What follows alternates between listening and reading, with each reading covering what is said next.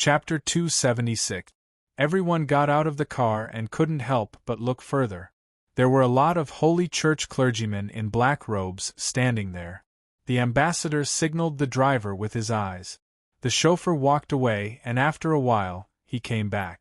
The Holy Church is investigating suspicious people and found a few officers of the Revolutionary Army caught? The ambassador asked. They've been killed by the Holy Apostle. Everyone went silent. A few moments later, the road was opened up again as the cars began to pass through the checkpoint. The ambassador waved his hand, everyone got on the car and followed the flow of traffic. The traffic stopped and stopped, occasionally gunshots and shouts could be heard from afar. Whenever that happened, the cars would have to stop again. The ambassador sighed and muttered, "Seems like there are quite a few forces that want to cause trouble at the banquet. Is the Holy Empire's situation already this chaotic?" Gu Qingshan asked. "There are 3 forces fighting for power internally. The Fushi are secretly supporting us from the outside. The man-killer fiends and sea beasts are rampaging everywhere, but no one can stop them," the ambassador answered. "The Holy Empire is now hell on earth," another official chimed in. Although Gu Qingshan already knew this, she still couldn't help but sigh when she heard that. Inside the car, everyone's expression became gloomy. Finally, Gu Qingshan's car arrived at the checkpoint. Someone shouted from outside, "Report, this is the Federation's embassy car, diplomatic mission, let them pass," a stiff voice said. The few of them turned to look outside, only to see the Holy Army standing on both sides of the road. A tall and majestic man in a white robe had his arms crossed as he observed the car. Holy Apostle Ivan. He squinted his eyes, his body leaning forward, looking like a ferocious beast ready to pounce on its prey. Through the window, Gu Qingshan glanced at him. Ah! The Holy Apostle immediately sensed it. He knocked on the window. Gu Qingshan rolled down the window and asked, "What is it?" The Holy Apostle glanced at his uniform, then at the Medal of Freedom and spoke. "I was wondering what was going on. So you're an officer from the Federation. What can I do for you?" Gu Qingshan asked calmly. Saint's eyes were filled with cruelty as he said, "I haven't fought with the senior officers of the Federation. Are you willing to have a spar with me?" In the car, several people looked nervous. Gu Qingshan laughed and said, "You're a saint, right? You stopped my car just to exchange pointers with me?" He appeared very excited. "That's perfect, I've always wanted to experience your Holy Church's God's chosen skill." He opened the car door and was about to walk out. Ivan, the saint, stared at him closely. Seeing his reaction, he was disappointed. Gu Qingshan was dragged back by the ambassador.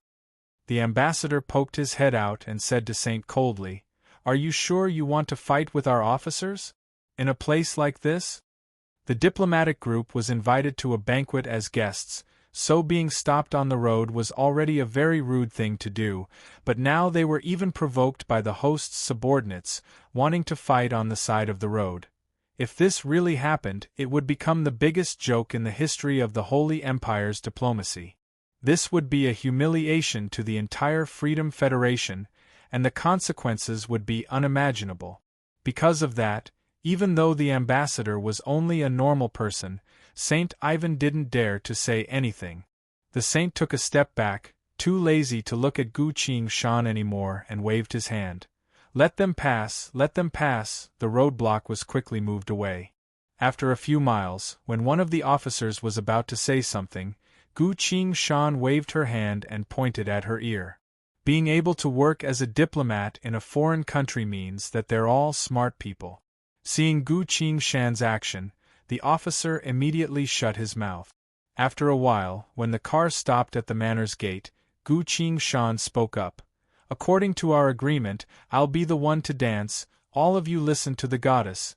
Hearing that, everyone understood and got out of the car without saying anything. Immediately, a concierge came to drive the car away. Following that, a man who looked like a butler came, politely greeted them, and led them into the main hall. This was a grand banquet. Socialites, dignitaries, as well as guests from all over the world. Everyone was led to their prearranged seats and sat down, waiting for the banquet to begin. It wasn't convenient to move around at this time, because any empty seat would attract the attention of the concierge staff.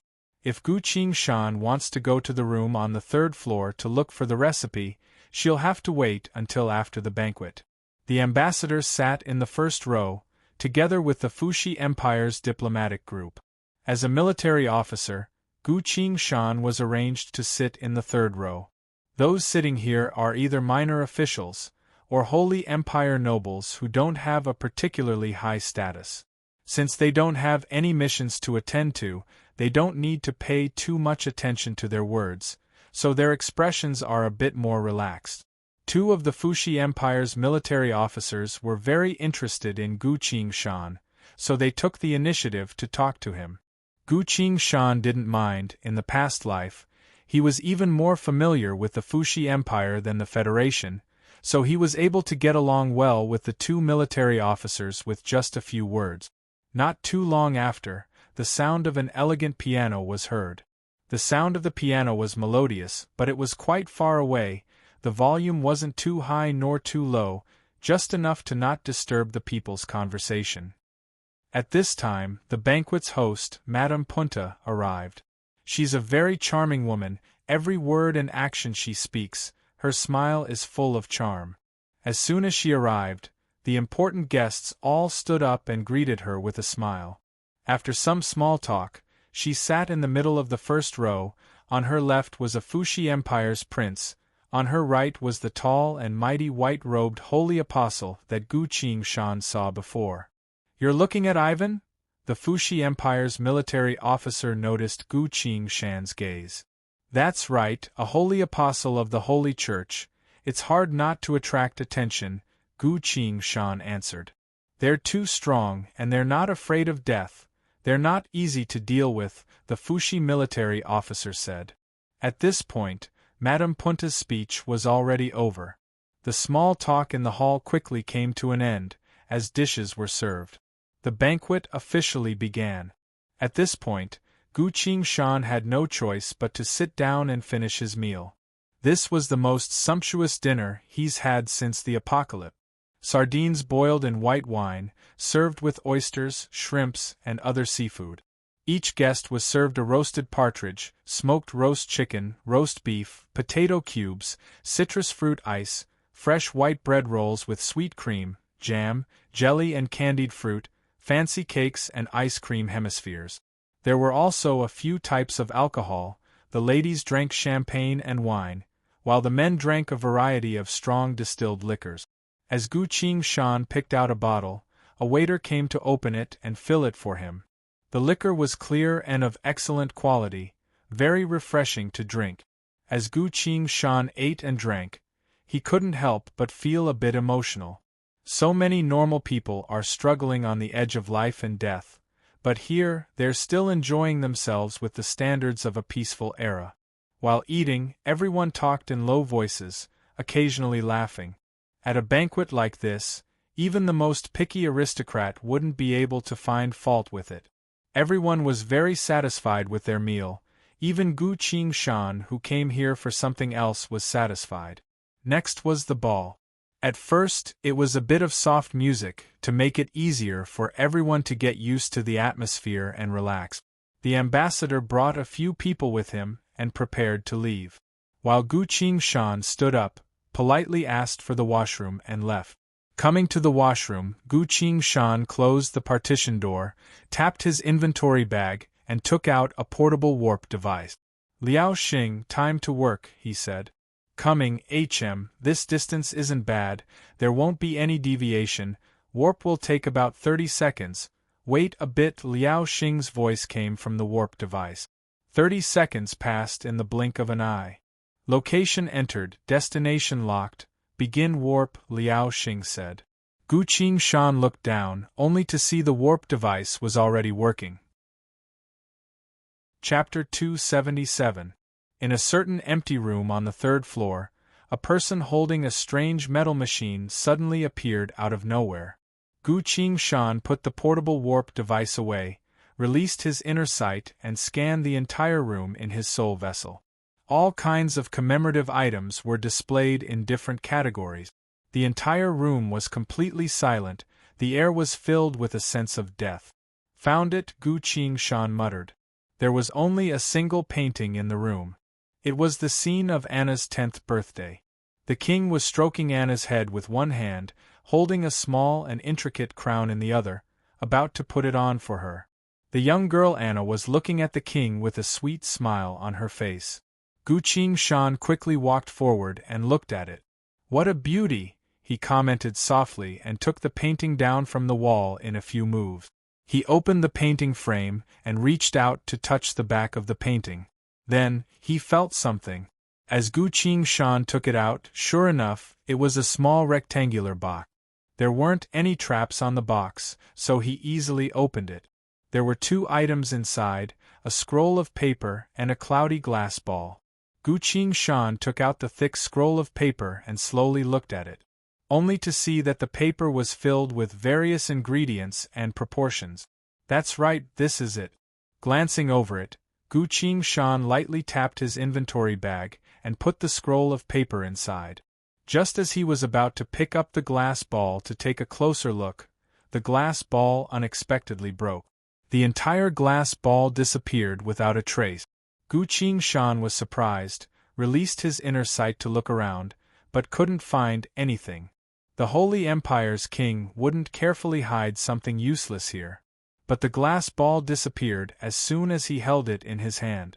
There are too many things in this world that have this kind of effect, so he couldn't remember what it was in a hurry. Gu Qingshan silently waited for a bit, but nothing happened. Could it be that it's been stored for too long and lost its effect?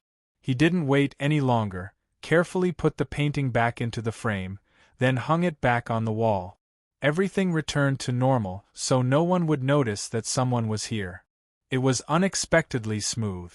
The top-grade God's chosen awakening serum was now in his hands. Not only was he one step closer to evil Punisher, but he was also one step closer to it. "Once I return, I'll give this recipe to Impartial Goddess. She'll naturally be able to deduce the dilution method for normal drugs. At that time, the system he created would be able to choose a God's chosen profession. Heaven's chosen and martial arts were both available, so all that was left was elemental awakening. 2/3 of the preparation for choosing a class had been completed. Gu Qingshan once again took out the portable warp device, activated it, and prepared to leave. Liao Xing's voice came from the warp device. "Location confirmed. Impartial Goddess is preparing to warp in 30 seconds. The Pope is still in the Holy See. Everything else is normal. Wait, Saint Ivan has left. He's patrolling." His voice suddenly became louder. "It's fine, I'm leaving now," Gu Qingshan said. "Oh, that's right." Liao Xing seemed to feel that he was making a fuss over nothing and said embarrassedly, "Pay attention to the warp data. Thanks for your hard work," Gu Qingshan said, feeling very relaxed. After a sumptuous dinner, as well as the Holy Empire's national serum, Gu Qingshan felt that this night was perfect. While he was waiting to leave, he suddenly felt something wasn't right. As Gu Qingshan looked up, he saw a person standing in midair, silently looking at him. It was an old man, a haggard old man. The old man's body was transparent.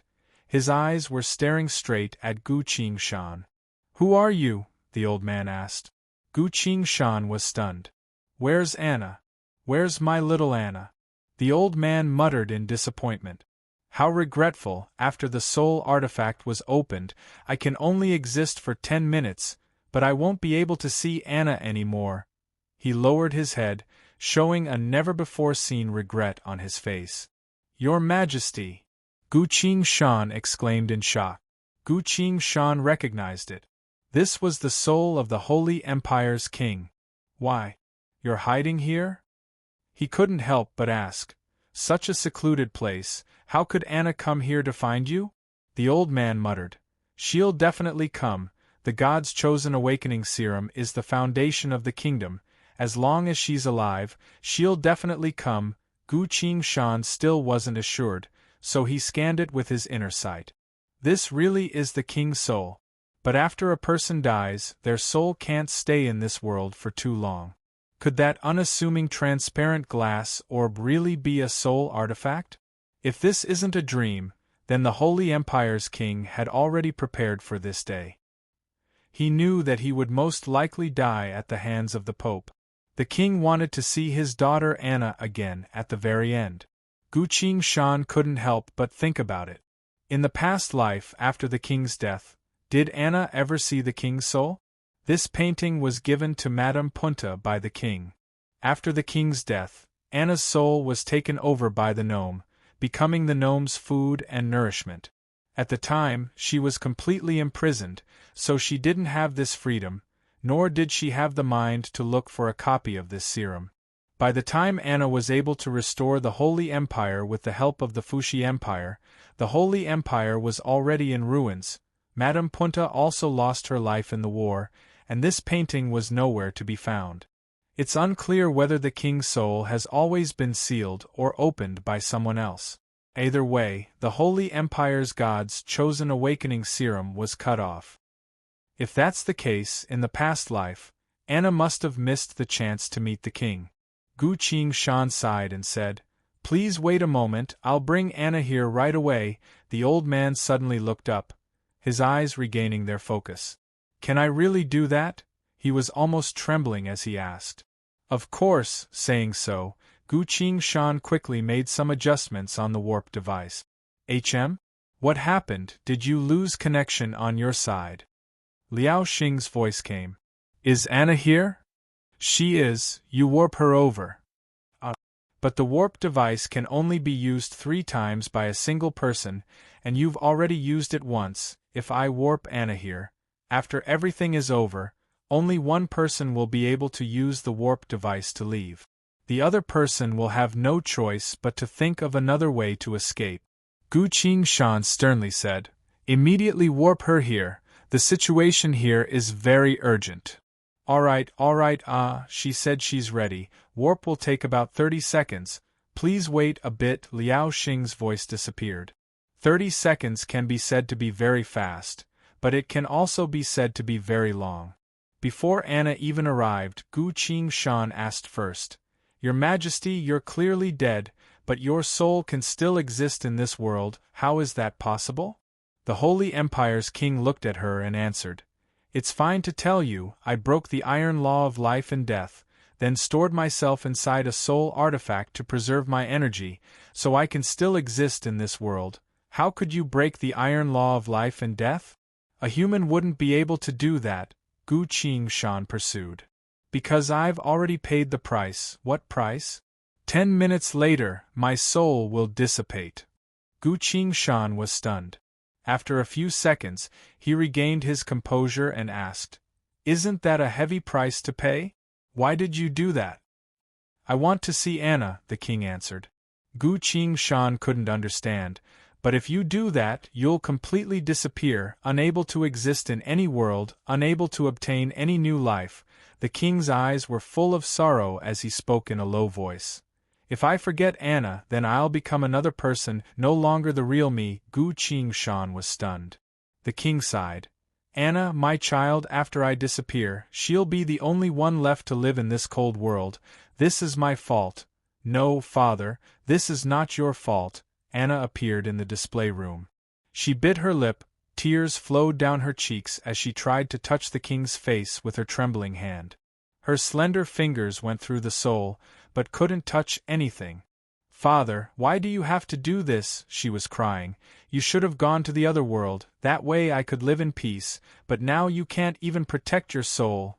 "No, you won't live in peace, I know you too well. You'll definitely place the entire family's fate on your shoulders." "Daughter, you don't have to do this." The king stared at his daughter, seemingly trying to engrave her in his heart. "Anna, I've been too strict with you before, but everything I've done was to train you, to help you better inherit the Holy Empire in the future. Now I have to say this, if I could do it all over again, I'd rather you never learned so many things. As long as you live well and don't suffer, even if my soul disappears, my heart will still be happy." Gu Qingshan's hollow brain suddenly lit up. Sir, there's an emergency. Someone is coming upstairs, impartial goddess reported. Who is it? One of the 7 holy apostles, Ivan. Hurry! Liao Xing urged her. Gu Shan, we don't have much time, hurry up, Zhang Yongho's anxious voice followed. All 3 of their expressions changed.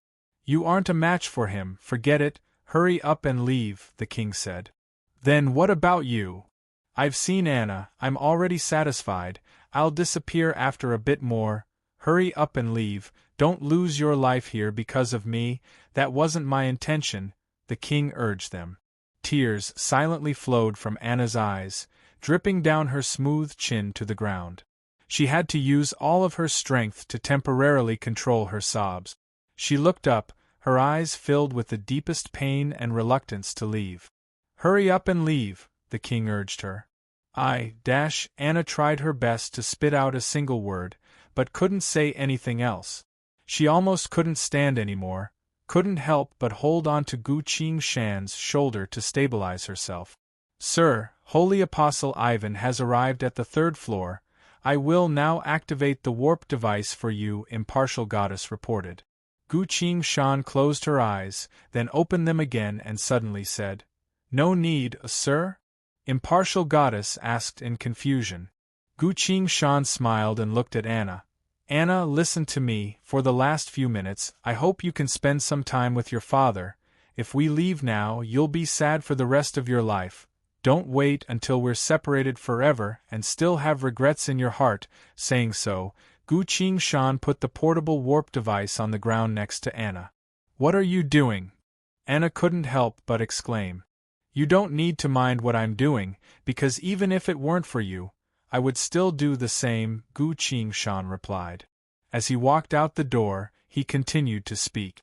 No one should disturb a father's last moments with his daughter, not even a holy apostle. Chapter 278. The king silently watched this all the way until Gu Shan left and closed the door. I can tell, he's usually a very filial son, the king said. No, father, he's an orphan. His parents passed away when he was 6, so he's been living by himself ever since, Anna answered. The king was a bit surprised. He suddenly asked, He's the prince you've chosen? That's right, the first time I met him, I already liked him. Anna stared straight into her father's eyes and answered. The king had a look of praise on his face. Daughter, you have good eyes, Anna. I purposely tested the person next to you, because I noticed that he was wearing the death god's relic. I gave it to him. He gave it back to me, then I gave it back to him. The king was a bit confused and asked, You said he gave it back to you? That's right, the king was stunned for a while, then asked in confusion. There's still such a foolish person nowadays. It's quite silly. The king sighed.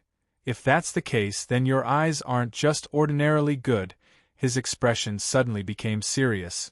Before I completely disappear, there's one thing I need to tell you, and the secret that our Medici clan has been silently protecting for 700 years. I need to tell you, only then will I live up to the name of Medici. For the last few hundred years, besides the first head of our clan, no one else has been able to inherit this inheritance. Anna, you are the most talented woman in the history of the Medici clan, as well as the last member of the clan. Whether or not you can inherit it, don't worry about it. The king stared at his daughter, unwilling to look away. He reached his hand out, wanting to touch his daughter's head, but then remembered that he can't touch anything anymore. His hand stopped in midair. Anna stepped forward and put her head under her father's hand.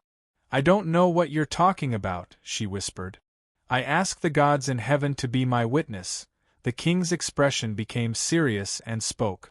Today, I am here to entrust the Medici clan's inheritance to my daughter, Anna. From now on, Anna will be the new head of the Medici clan. In the showroom the king's countenance was grave and solemn, and his tone slow and firm. Behind him was a nearly identical scene in the picture. The young king stroked his daughter's head with one hand, and was about to place the crown on her head with the other. They were separated by a wall. As Gu Shan closed the door, he saw the holy apostle.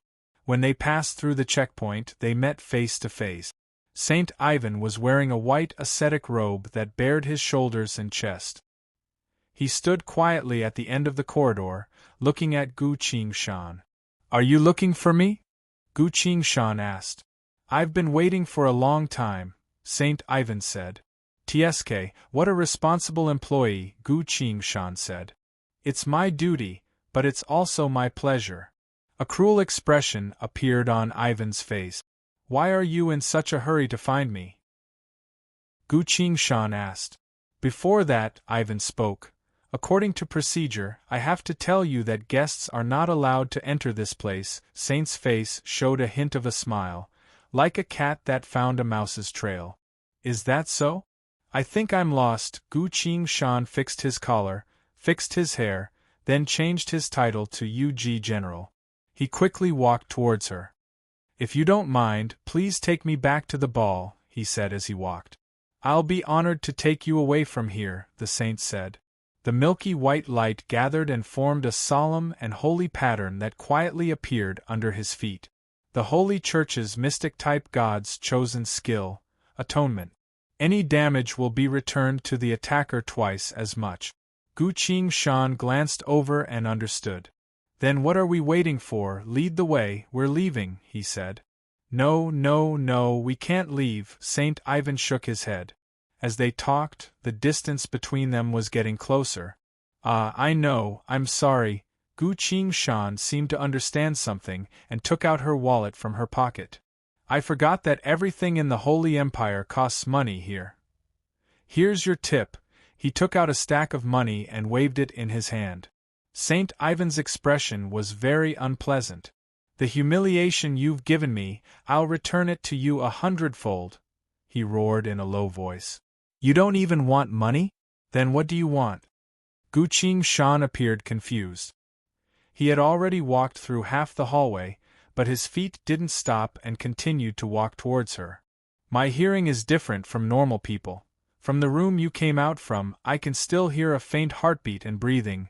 I think it's a girl," Saint Ivan smirked. "How about we wait a bit longer and see who your little lover is?" Gu Qingshan paused, then shook her head. "As the host, you're too curious about your guest's privacy." He scowled and stared at the holy pattern under the saint's feet. He suddenly sighed. "To be honest, I don't want to fight you." Ivan was intrigued. "Why? Afraid of me?" Gu Qingshan explained. "The Holy Church has many God's chosen skills, each of which have quite a few people awaken, but repentance is a very rare God's chosen skill. Very few people have awakened it. In this generation, I'm the only one," Ivan pridefully declared. "That's right, very rare indeed." Gu Qingshan nodded in agreement and continued. Tsk, standing there and letting people hit you, not caring even when your clothes are ripped off, begging people to hit you again and again," he sighed. "There are a lot of masochists in this world, but to reach your level, I dare say that no human can do it." Ivan was stunned hearing Gu Qingshan's words, completely speechless. I'm going to kill you," Ivan muttered incoherently. "Such a bad attitude, but I'll still pay you." Gu Qingshan threw the stack of notes away. The notes scattered all over the sky, blocking Ivan's vision. At this point, the two of them were close enough. A sword appeared out of thin air. The earth sword. Sword? A thin and fragile thing. Ivan let the notes scatter and coldly laughed. Gu Qingshan held the earth sword, circulating her spirit energy. As if sensing something, Ivan's face changed. He quickly retreated, trying to avoid this attack. But this sword was too fast. He reacted too late, so he couldn't avoid it. The air let out a tearing sound. Bam! The communication device on Ivan's body was taken out by the sword, disassembled in midair, fell to the ground, and broke into many pieces. Gu Qingshan felt a bit relieved. As long as Ivan can't contact anyone within 10 minutes, no one will know the reason for this. That way, it'll be a lot easier to deal with later. "Someone!" Ivan shouted, raised his hand, summoning a white flame to grab Gu Qingshan. Gu Qingshan dodged to the side, then swung her sword forward again. Hit! But this strike was so gentle that it didn't cause any damage at all. The sword had already slashed horizontally, the tip of the sword was pulled away, but the spine of the sword was still on Ivan's chest. This strike won't cause any damage to Ivan. The power of the sword phantoms will carry him forward. Have a pleasant journey, Gu Qingshan said in a low voice. Boom! The entire hallway was hit by the sword chi, turning into rubble. Holy Apostle Ivan was enveloped by a cluster of sword phantoms, then disappeared without a trace in the blink of an eye. Chapter 279. The 60,000-ton earth sword was struck by Gu Qingshan's full power thanks to the power of the sword phantom. Most likely, Ivan won't be able to return in a short amount of time. Gu Qingshan sheathed his sword. In reality, in the past life, after much thought, people finally came up with a few ways to bypass atonement. However, these methods all required very brilliant methods, very powerful techniques, and very good control ability. The only thing Gu Qingshan did was to avoid the enemy's attack. After all, he needed to buy 10 minutes for Anna. Even so, it doesn't affect the power of atonement, as a god's chosen skill. Gu Qingshan looked at the end of the hallway, where there was only a large empty hole. He then looked at his shoulder, where a pure white ball of light was silently resting. This was what Ivan did his best to stick to him when he was flying away. As soon as the ball of light touched him, Gu Qingshan used spirit energy to block it off. This is a type of symbol that represents the Holy Church's enemies. As long as they're close enough, any high-ranking holy apostle will be able to sense this symbol. Luckily Gu Qingshan was quick enough to block it off, otherwise this symbol would attract even more powerful enemies. The people downstairs heard Ivan's call, as well as the commotion caused by that sword strike. More and more believers tried to find their way here. A series of footsteps came closer, mixed with the sound of people talking. Gu Qingshan spoke.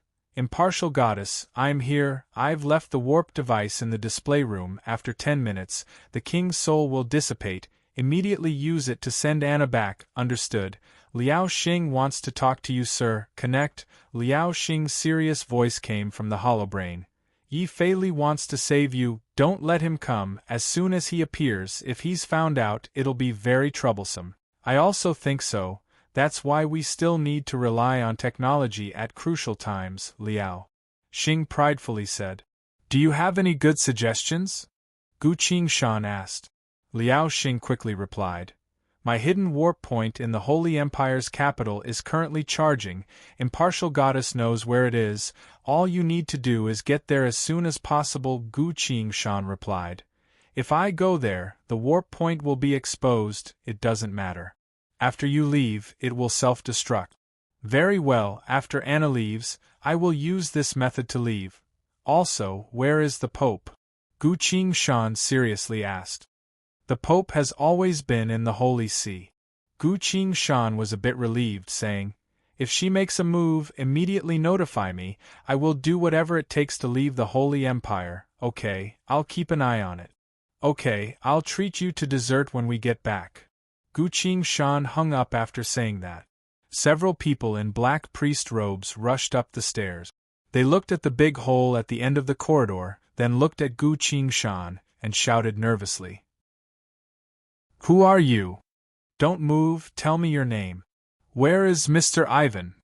Quickly notify the others. As they spoke, Gu Qingshan shook his head, swung his sword horizontally, and lightly knocked it on the ground in front of him. As if he was hit by a meteor, the floor in front of him split open. The floor continued to fall down until it reached the feet of the priests. Without any other choice, the priests could only follow the falling floor and lightly jump down. When they finally stabilized themselves, they looked up to see that the man was still standing at the edge of the broken floor on the 3rd floor, resting his sword on his shoulder, casually looking down. Who exactly are you? One of the priests loudly asked. Me? Ivan didn't tell you? Gu Qingshan casually replied. The priests exchanged looks, then took out their pagers to contact HQ. But after trying for a long time, they still couldn't get through. Did you do this? Gu Qingshan asked the holobrain. It was me, sir. I think you'll need a bit of time to calm the situation, impartial goddess answered. Smart, Gu Qingshan praised. The priests didn't use their pagers anymore and ran out while shouting. Sir, there are more and more paladins gathering here. I suggest you leave immediately, impartial goddess told him. I'll need to stand guard for a bit before I can leave, Gu Qingshan said. According to the Holy Empire's surveillance system, there are more and more paladins gathering here. Your chance of successfully leaving this place is decreasing, impartial goddess told him. Gu Qingshan pulled a chair in the corner over and sat down. He crossed his legs, placed the earth sword on his knee and said, 10 minutes isn't that long. The second-floor hallway was originally empty, but after a while, the entire hallway as well as the stairs were filled with people. The paladins had already surrounded this place. A man who looked like an official stepped out from the crowd. Who are you? He looked up at the third floor and asked. I am the military officer of the Freedom Federation's embassy in the Holy Empire. Zhang Rinjia, what are you doing here? Sparring? Your holy apostle Ivan told me that he looks down on professionists of the Federation. And then? And then he invited me to spar. As soon as he said that, everyone here understood what he meant. Ivan was such a person. Not only against enemies, but also against those he was familiar with. Ivan liked to use sparring as a pretext to try and destroy the other party's faith in battle, causing them pain. He took pleasure in doing so. Hearing that, the official's expression softened a bit and asked, Then, where is our Sir Ivan? I sent him flying, Gu Qingshan answered.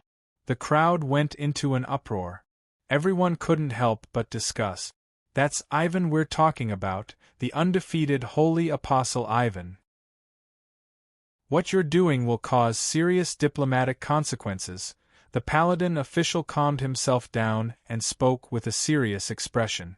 You're overthinking it. This is only a small after-meal exercise. It doesn't involve national affairs. Gu Qingshan shrugged. A combatant of the Holy Church sent me a request to spar, then we decided the winner and loser. It's as simple as that. Where's the witness? It's just a small spar. Why would we need a witness?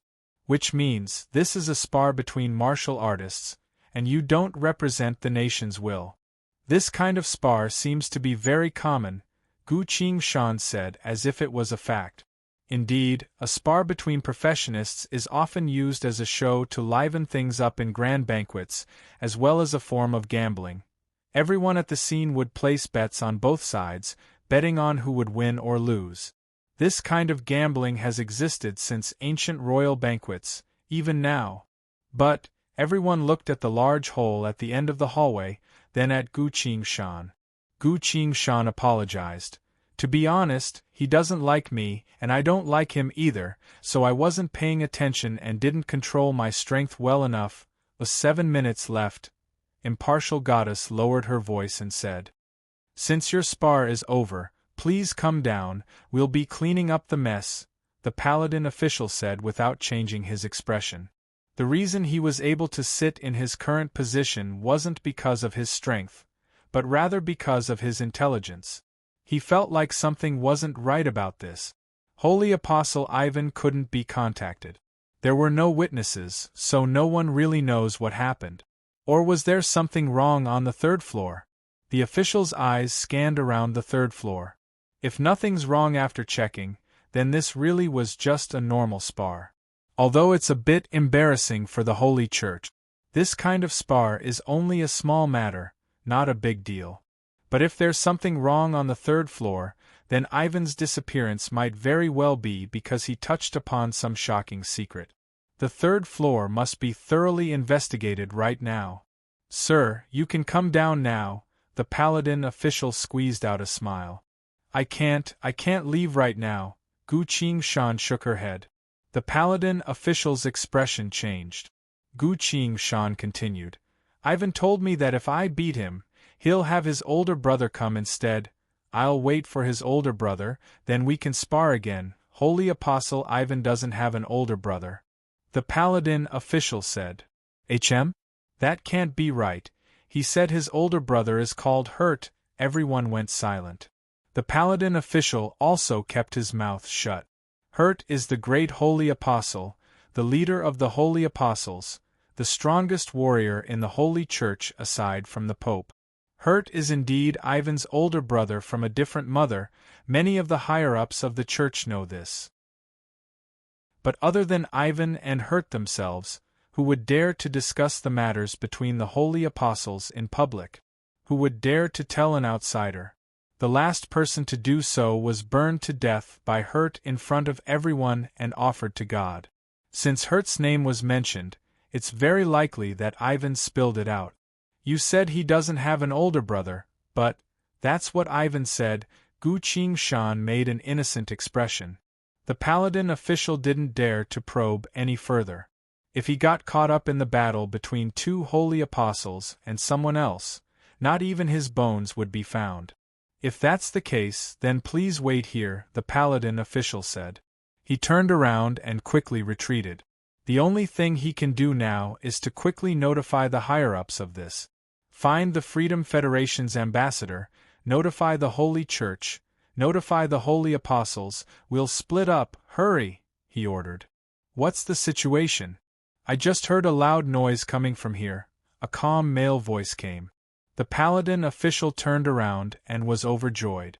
A dignified man wearing a luxurious red robe came together with the banquet's beautiful hostess. Different from the white-robed ascetic, the red-robed represents the Church's governance of the world, holding great authority. This was one of the 7 holy apostles, Cardinal Kid. Sir, it's like this. The paladin official quickly explained everything. How did that happen? The beauty exclaimed. Is that so? Ahahaha, that idiot Ivan was sent flying? The cardinal laughed. Seems like this time, that barbaric and ignorant ascetic finally kicked a metal plate. The cardinal shook his head, clapping his hands non-stop. His tone was full of joy. He turned to the beauty next to him.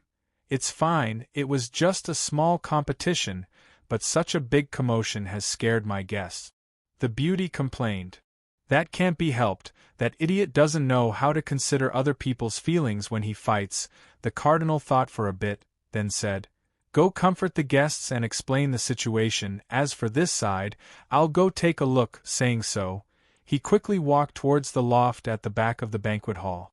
Seeing that, the hostess also had no choice but to go to the front hall. The 3rd floor. There's 4 minutes left until the warp device activates, Impartial Goddess reported.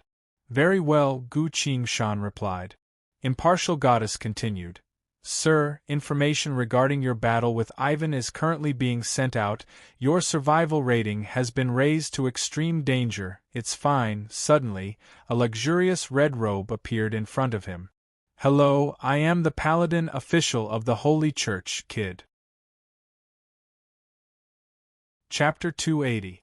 Nice to meet you, I'm a military officer of the Freedom Federation. Zhang Renjia Gu Qingshan greeted him. You were the one who sparred with Ivan? That's me, please don't say anything, let me guess. The cardinal smiled knowingly. Gu Qingshan leaned back on her chair and looked at him curiously. Although I don't know what he wants, since he asked, I'll just let time pass like this. That's good. The cardinal spoke up. That impulsive idiot saw your military uniform, so he definitely came up to provoke you and asked to spar with you. The cardinal tilted his head and pointed at Gu Qingshan. Am I right? So that's what he's talking about. Gu Qingshan understood. He then showed a helpless expression and said, I couldn't refuse, he seems to like sparring. Of course. Of course. He likes sparring the most, he even dared to offend me. The cardinal's eyes flashed with anger. He continued, That's why when he asked to spar, you couldn't stand his provocation and decided to teach him a lesson. That's right, Gu Qingshan followed up. He thought he could completely destroy your confidence, but instead he ran into a steel plate and was sent flying. That's right, Gu Qingshan was very supportive. I have to say, you did a great job. I also hate that guy, the cardinal sighed. Gu Qingshan glanced at her holobrain. 1 minute 59 seconds. The holobrain showed. I really want to be friends with you. The cardinal clasped his hands together and said. That would be my honor, Gu Qingshan replied. The cardinal's tone suddenly changed. But regardless, Ivan is a member of our holy church. Since you sent him flying, I'm sorry, but I can't be friends with you. I'm sorry, Gu Qingshan said. The cardinal replied. It can't be helped, the holy church's reputation was damaged after all, so I have to make up for it. That way, everyone will know who the most reliable holy apostle is. A gorgeous dark red pattern appeared beneath his feet. Mystic-type God's chosen skill, Holy Spirit. The cardinal flew up and turned into an illusory shadow. He said apologetically, seeing that you've made me happy, I'll only take your legs. The cardinal took out a long whip and lashed it at Gu Qingshan. Actually, we can keep talking, talk bad about Ivan. As Gu Qingshan said so, she drew the earth sword to cut the whip. The whip pierced through the earth sword and continued to howl towards Gu Qingshan. As expected, Gu Qingshan's figure flashed, dodging this attack. Huh! The red-robed bishop was a little surprised. You've seen the Holy Church's God's chosen skill? As he said that, the long whip danced like a poisonous snake, targeting Gu Qingshan's vital parts. As Gu Qingshan dodged, she used her sword to lift the chair. The chair flew through the cardinal's body and landed on the second floor. Gu Qingshan scowled. This is at least a fully awakened Holy Spirit. Holy Spirit is the Holy Church's mystic-type God's chosen skill. It allows the body and weapon to become illusory, impervious to all attacks from the real world. At the same time, the user of the Holy Spirit can attack from the illusory state, attacking the enemy. Atonement is a very powerful fighting skill, but Holy Spirit is also very powerful. The Holy Church's prosperity is all because of these near-invincible mystic-type God's chosen skills. Those who have these mystic-type God's chosen skills are known as holy apostles. Holy apostles are trained from birth through a special method to have a chance to awaken a mystic-type God's chosen skill. But in this process, there's one thing that can't be missed. That's the royal family's God's chosen awakening serum. The Holy Church has these seeds, and the royal family has the serum. That's how Saint Orlenk Empire's glorious history came to be. Gu Qingshan quickly retreated, switching her title to Sword 15. A God's chosen skill like Holy Spirit is the bane of sword cultivators like Gu Qingshan. Only Sword 15's title skill, Sound Shock, has any effect on the enemy. Sound Shock, primary during the attack, the weapon will interfere with the enemy's soul vessel. This is the only non-physical attack skill he has. He still isn't strong enough to become a sword saint, nor does he have the ability to cut through everything. I didn't even hurt Ivan. Why are you trying to cut off my legs? Gu Qingshan asked. Ahahaha, you probably don't know, but the Holy Church doesn't allow for failure. Ivan will definitely be heavily punished after this. The cardinal swung his whip, attacking without restraint. Hiss. As the sword came, the cardinal didn't even look at it and muttered, "This kind of attack won't." His words were cut off. The sword still missed, but there was a trace of pain on the cardinal's face. He instinctively touched his nose. Blood came out. "Did you hurt me?" He looked at the blood on his finger and couldn't help but ask. A glorious holy light began to emit from his body. Suddenly, impartial goddess voice came. "Time's up, warp device activating. Please be careful, sir. What's the matter?"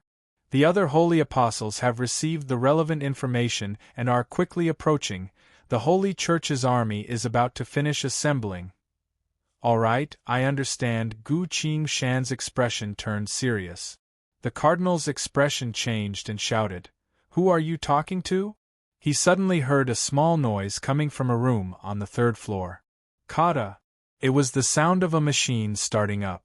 The cardinal was stunned, realizing for the first time that things weren't as he thought. Gu Qingshan released his inner sight and scanned the display room through the wall. There was no one in the room. The king had already disappeared from this world. while Anna had also warped back to the S.W. Divine Temple. Gu Qing Shan tapped his inventory bag, summoning a light gold general armor set, quickly attached itself to his body through his inner sight. With the silver mask covering his face, he glanced at the Cardinal one last time. "It's time to part, I'll keep my legs for the next time I fight you," he said. "Who exactly are you?" The Cardinal was stunned and spoke blankly. Not only was the situation completely different from what he thought, this person didn't seem to be a normal military officer of the Federation either. Gu Qing Shan turned around and flew towards the window at the end of the hallway. "Damn it, stay!" The Cardinal regained his senses and angrily shouted as he swung his whip. Gu Qing Shan ignored him and only focused on running towards the window. The whip carried a strong gust of wind as it struck the UG General's armor, letting out a series of clang clang clang clang sounds. Other than increasing Gu Qing Shan's speed a bit, these attacks were completely useless against the UG General's armor. The golden light leapt out of the window, flew for a few hundred meters in the air before landing and quickly flew away. "He can fly." The Cardinal looked at this scene blankly. "By myself, I can't catch up, but—" The Cardinal suddenly remembered something and hurriedly went to the door of the room where the sound came from. With a single lash of the whip, the entire door was sent flying. He rushed into the room and looked around. Everything was normal. As the Cardinal walked around, his gaze fell on the wall. From what he remembered, there should be a painting hanging here. The wall was empty. Chapter 281. The Cardinal's expression darkened as he stared at the empty wall. His heart slowly sank. "They sent Ivan flying and kept brushing me off, it must be for this painting. Damn it, I think this painting was given to Madame Punta by the king. To show off her relationship with the king, Madame Punta hung this painting in the banquet hall. It wasn't until recently that she put it back in the showroom. The king was a playboy, so he often gave some souvenir items to the noblewomen. This painting was only one of the countless items, so no one would think there was anything wrong with it. But now, someone came specifically for this painting. Then it's hard to say what's going on here. What secret is this painting hiding? Why didn't I notice anything wrong from the start?" The Cardinal suddenly let out a roar and whipped the whole showroom into smithereens. "Your Excellency!" The Holy Church's military officer heard him and stood at the door. "Go. Quickly notify everyone that Zhang Renjia might be related to the king's matter. We can't let him get away no matter what." The Cardinal breathed heavily and shouted, "The king's matter?" Hearing that, the military officer panicked and hurriedly replied, "Yes. That's right, that Zhang Renjia is wearing a light golden armor, he's very easy to recognize." The Cardinal quickly added, "Yes. Quickly go, notify everyone." The military officer hurriedly replied and quickly left. At the same time, the Holy Church. The Pope was sitting on her throne, holding a paintbrush in her hand as she focused on drawing something on the drawing board. She suddenly put her brush down and sighed. "I can't get rid of this feeling." She stopped hesitating and called out, "Come!" Very quickly, a nun came in and knelt down in front of her. "If I remember correctly, you're an orphan taken in by God." The Pope stared at her and spoke. "That's right, if God didn't take me in, I would have already frozen or starved to death," the nun sincerely answered. "Is your faith firm? Regardless of life or death, I will serve you, serve God. Do you have anyone else in your heart?"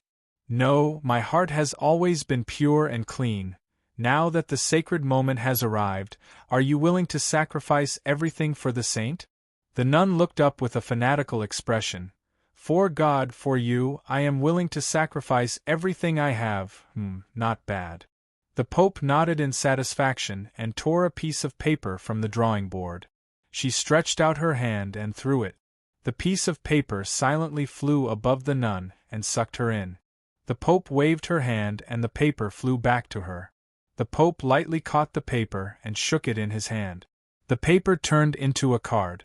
On the card, it was the nun from before. Her pale face was flushed with excitement. She clasped her hands together and prayed devoutly. 2 lines of words appeared on the card. A pious nun. This is a pure and devout believer who is willing to sacrifice everything for his faith, including his own soul. The Pope silently looked at this card. After a while, she put the card on her body and said softly, "Cancel." An incomparably shrill scream burst out from the surface of the card. As she screamed, the nun card turned into a holy white flame. A jet-black chain appeared from the Pope's body, wrapped in white flame. In a split second, both the nun card and the black chain turned into gray-white dust that scattered all over the ground. The Pope silently stared at this. Suddenly she chuckled. "Ha, what a fool," she said. "Next, there are 2 more seals of fate. Come." Another devout nun came in. "If I remember correctly, you are an orphan adopted by God in this world?" the Pope asked again. "Yes, everything I have belongs to the saint," the nun answered. "The sacred moment has arrived. Are you willing to sacrifice for the saint?" After a desperate scream, the Pope once again released another seal of fate. Soon, feeling the relief from being released, the Pope's uneasiness slowly faded away. Suddenly, she froze, as if she saw something strange. Ah, where did Ivan go? The Pope was surprised and reached her hand into the void of space in front of her. Nothing came out. Too far? How did that happen? The Pope's tone was a bit surprised. Although Madame Punta's manor was located on the outskirts of the capital, it wasn't that far. The Pope originally didn't care, but now she couldn't help but take it seriously. She recalled a bit and muttered, "Ivan went to the banquet. That's right, I told him to go in my place. At the time, I was busy peeking at the path of fate." The Pope went silent. "Hurt." She suddenly stood up and called out, "I'm here." Hurt quickly walked in and knelt down on one knee. On the other side, Gu Qingshan was quickly flying on the road leading to the capital. His body suddenly shook as he took off his golden armor and put it away in his inventory bag. After that, Gu Qingshan formed a hand seal. The improved version of the super presence concealment technique was activated. His presence completely disappeared. Gu Qingshan's movements were fast and stealthy, quickly arriving at a lake. There was a large boulder by the lake, almost as tall as 3 people. As Gu Qingshan glanced over the boulder, he suddenly stopped. He walked in front of the boulder, swung the earth sword, and cut a hole in the boulder like it was tofu. Looking at this hole, Gu Qingshan was very pleased. After cutting the hole, it was just enough to fit a single person. Not to mention how careful Gu Qingshan was, the entire boulder that he cut out didn't have a single crack on it, nor did any stones fall off. As long as he cut out a part of it from the inside, he could easily put it back. Just like that, a very ingenious hiding spot was created. Without hesitation, Gu Qingshan quickly finished dealing with the inside of the boulder and put the outside back in. Time slowly passed. A dignified voice resounded across the night sky. This was the voice of a saint. "Seal off the road, seal off the lake. Do not allow anyone to enter or leave. Violators will be killed." Following this voice, a vast white light covered the sky. A cluster of light came from afar, landed on the surface of the lake, and silently floated there. As the light faded away, a handsome man wearing a black robe appeared. The strongest saint of the Holy Empire, the strongest person in the Holy Church aside from the Pope, the great Holy Apostle Hurt. He's finally here. Among the 7 Holy Apostles, he was the only one who could use his vast holy power to float in the air. As soon as he found out about the situation, Hurt immediately came here, but it was too far that he only arrived now. Pure white holy light surrounded him, forming a pair of wings of light on his back.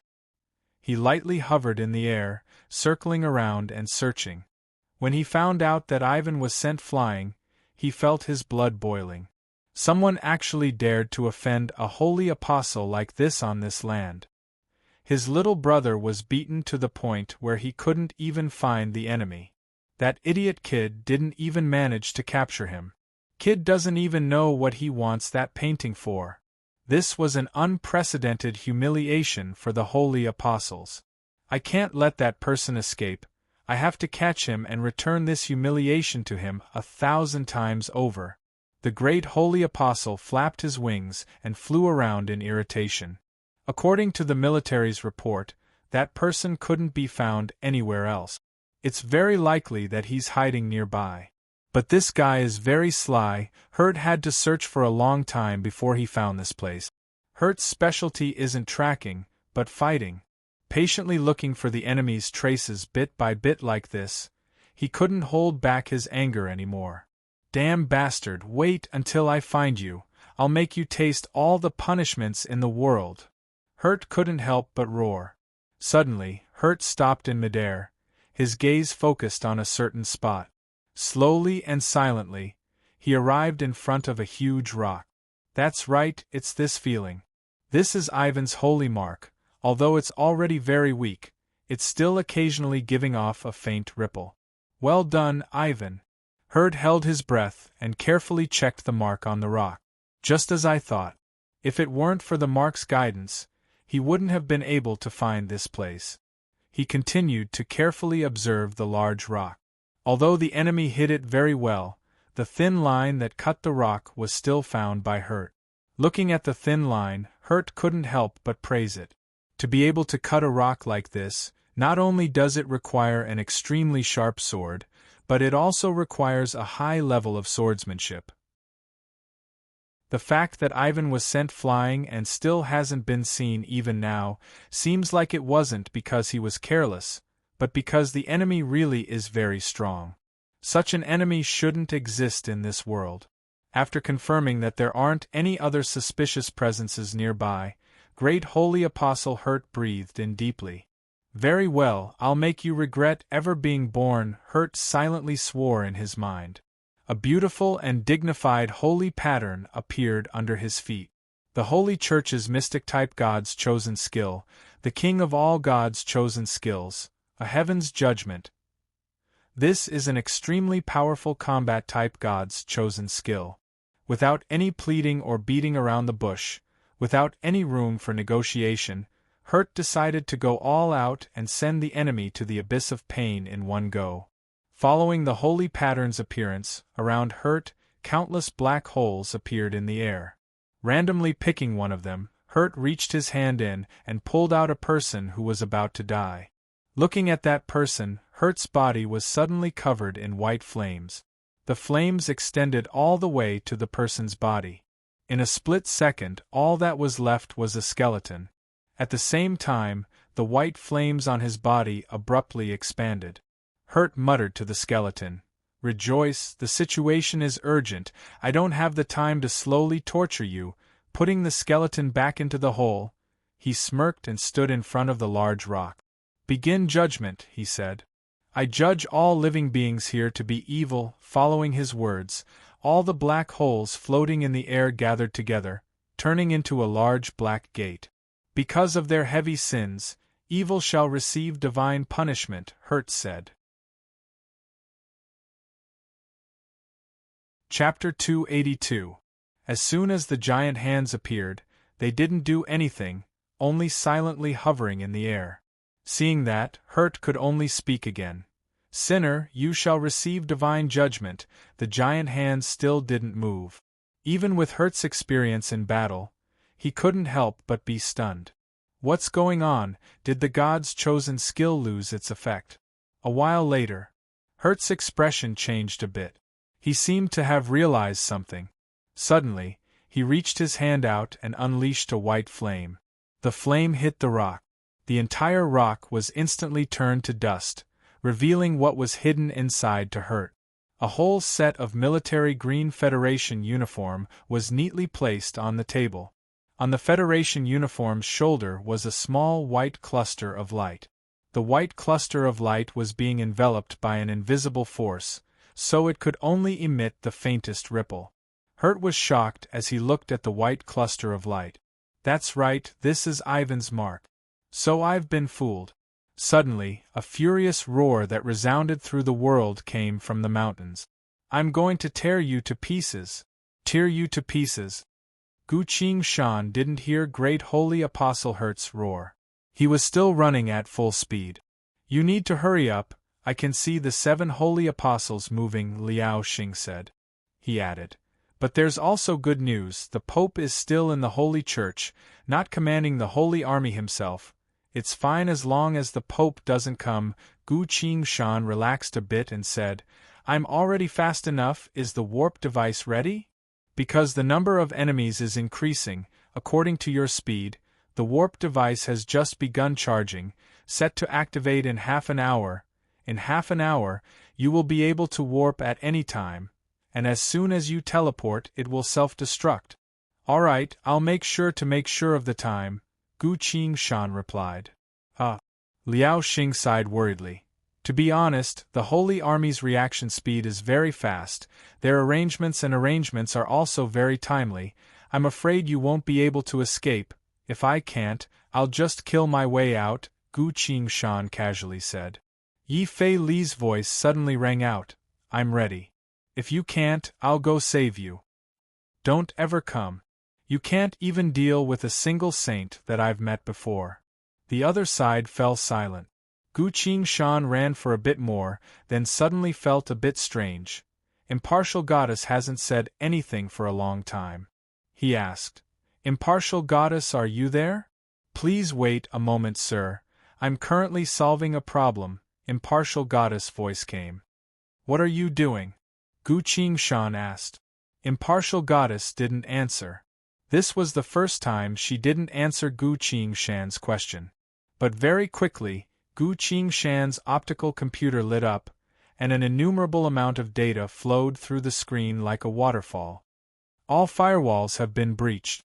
Begin remote monitoring of the Paladin's command system. Impartial Goddess' voice was heard, carrying a sense of seriousness. Preparations complete. Impartial Goddess has entered war mode, all enemy intelligence received. Beginning war strategy generation. With the goal of safely reaching the warp device, 749 strategies have been generated, selecting the strategies with the highest success rate, number 12, 319, and 628 326, 8314 simulations completed. Among them, number 319 has the highest success rate of selecting strategy 319, real-time map. Execute. A real-time map was displayed on the holobrain screen. Impartial Goddess' voice was heard again. Sir, the blue dot represents you, the green strip represents a safe path, the red square represents the Paladin's army, the black represents the 7 holy apostles. From now on, I will be your navigation guide.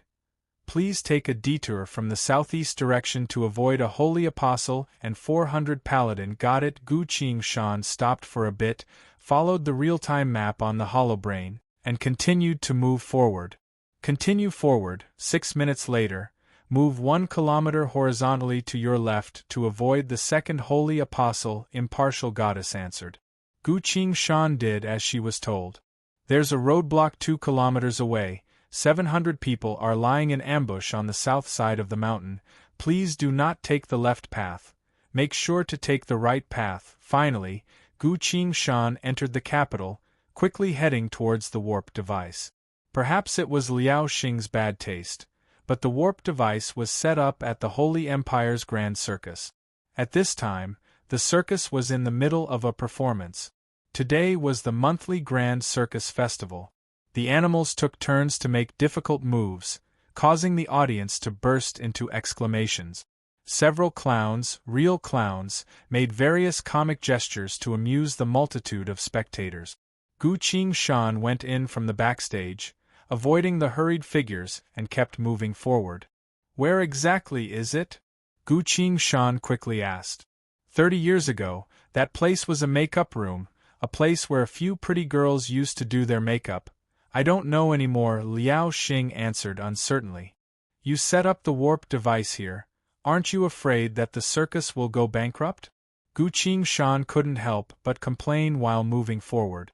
This is the biggest circus in the world, If it goes bankrupt, I'll accept it, Liao Xing answered. Which room is it? Gu Qingshan asked. The 7th room, the one on the left after you go in. Open it, the warp device is inside the wall. Liao Xing's voice became calm and prideful. There seems to be some commotion outside the circus. Look, the paladins are here, but they couldn't stop you in time. That's right, Zhang Yongho's voice also came. By the time you came back, they still wouldn't have time to get in here. Hurry up and come back, everything is finally over, Anna's voice came right after.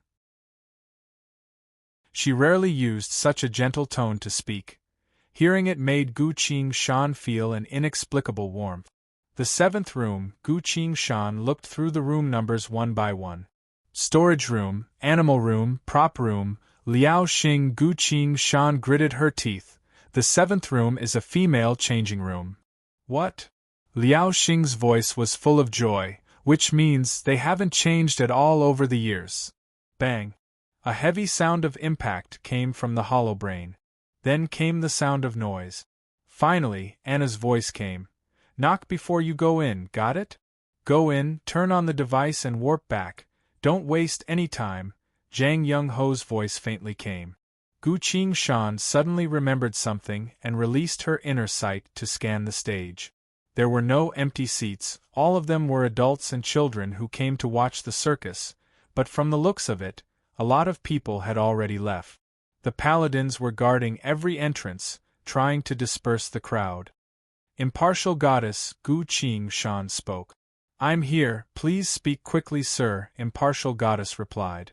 How powerful is Liao Xing's self-destruct warp device? It's extremely powerful, but don't worry, sir. The paladins have already arrived and are currently driving the crowd away. By the time you finish warping, the crowd will have already left the explosion's range. Gu Qingshan finally calmed down. He reached out and knocked on the door.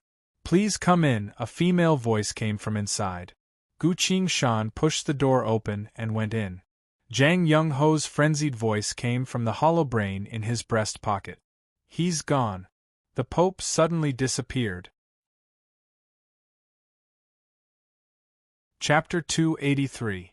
Inside the room, an elegant lady was sitting at the very center of the room. The lady wore a white robe with a veil over her face, a bright holy halo hovered above her head, a pair of wings filled with holy light could be faintly seen behind her back.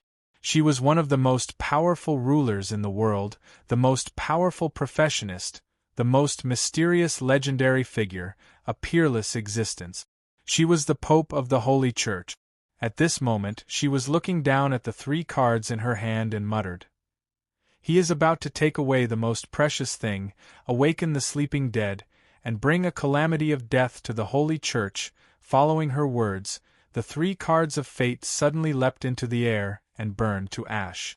Seeing that, the Pope muttered, It's good, fate has finally been unraveled. Gu Qingshan looked at her holobrain and asked in a low voice, What happened to that thing?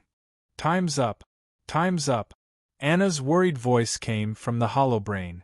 The machine is ready, sir, the princess goddess replied. Who are you talking to? The Pope looked at her. A friend, a taxi driver, Gu Qingshan replied. The Pope scowled. Let's not waste any more time, please introduce yourself, young representative of death. Gu Qingshan closed the door, walked into the room, and sat across from the Pope on a chair. Hello, I am the Freedom Federation's Holy Empire Embassy's first-class military officer, Zhang Renjia. What did you take from the exhibition room? The Pope asked. A painting of Princess Anna and her father, Gu Qingshan replied. Honesty is a good virtue, I hope you will continue to maintain it, lest you suffer unforgettable pain, the Pope said. When she was about to ask again, Gu Qingshan suddenly said, I have a question that I've always wanted to ask Your Excellency the Pope in person. After a brief moment of silence, the Pope smiled. How brave of you, perhaps I should let you know the situation you're in. No, Your Excellency the Pope, it's like this. Gu Qingshan cleared his throat and said, This question has always been hidden in the deepest part of my heart, I can't help but ask.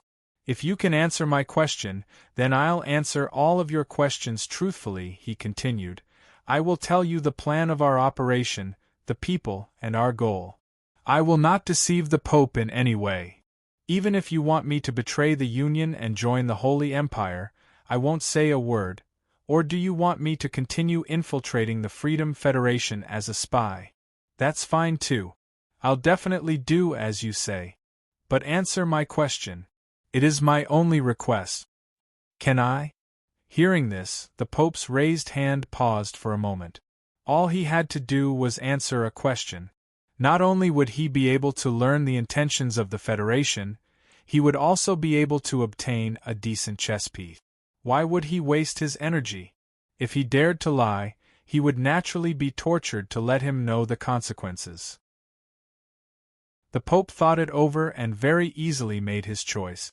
From now on, if you can serve the Holy Church loyally, I don't mind answering one of your questions. Ask away, she said. Gu Qingshan organized her words and asked, Why don't you ever fight against the apocalypse? Whether it's the sea monsters, the man-killer fiends, or the game of Eternal, every country has made statements about them. Even the Emperor of the Empire and the Martial Saint of the Federation have personally led an army of professionists to exterminate the man-killer fiends. But why haven't you done anything? The Holy Empire is on the verge of collapse, and ever since the Holy Church seized power, they haven't done anything. Why is that? The Pope didn't think it would be this question, so she looked at Gu Qingshan in surprise. The Holy Empire isn't your homeland. Why do you care so much about it? She asked. What I care about is the survival of this world. Why? Because once the world heads towards destruction, all life forms will not be able to escape the fate of death and wither. Even you and I are the same, facing the apocalypse. There are those who can change it, and those who can't, Gu Qingshan continued.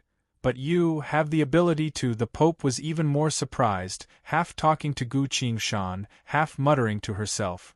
As far as I know, at every moment of life and death, humanity will fall into endless self-killing, losing all rationality.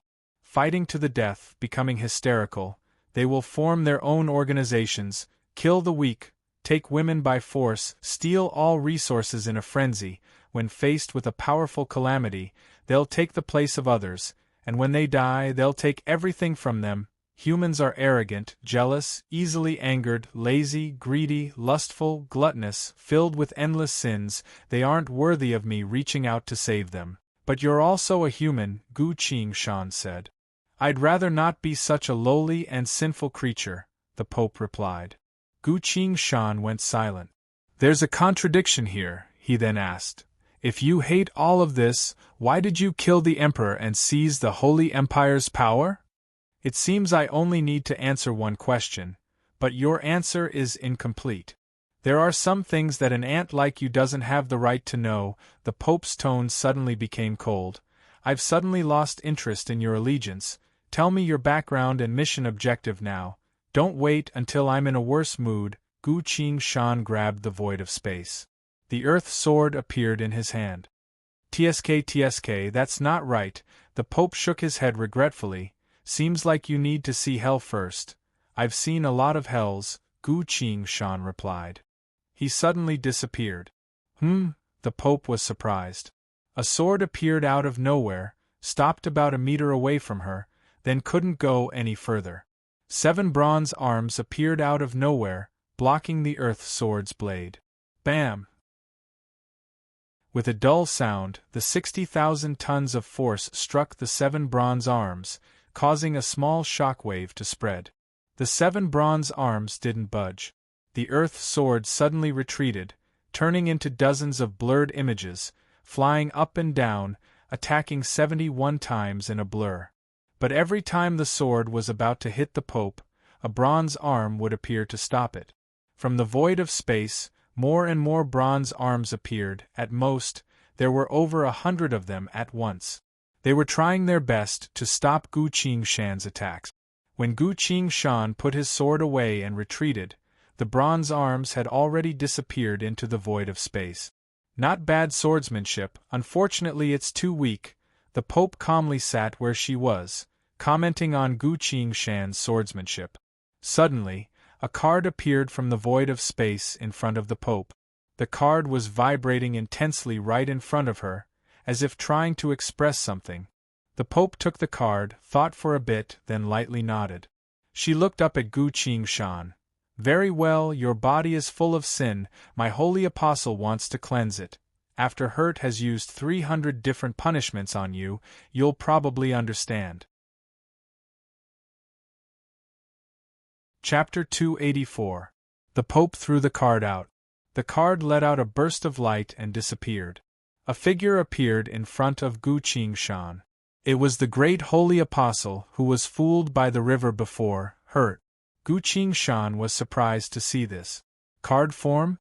Is this spatial manipulation, or a summoning from the void?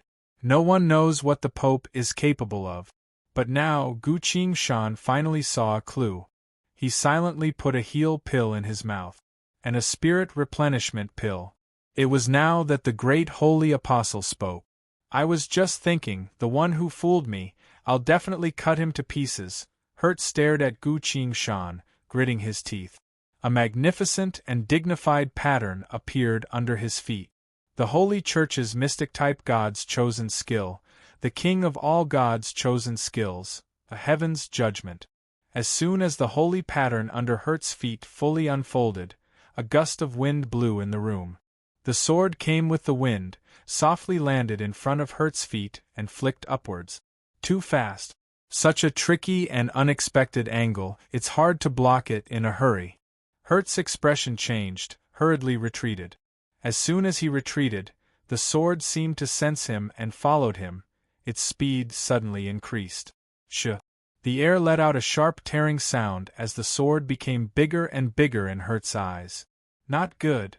Hurt knew he was too slow, so he had to protect his head with both hands and used holy power to cover himself. The sword hit. Although the strike was fast, it wasn't very powerful.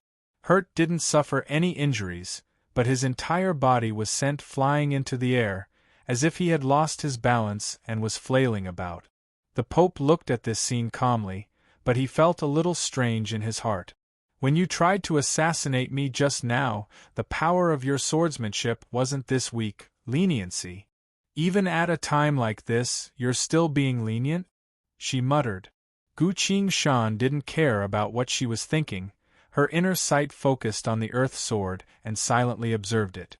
As soon as the first strike was performed, the holy power around Hurt's body disappeared, while the earth sword glowed.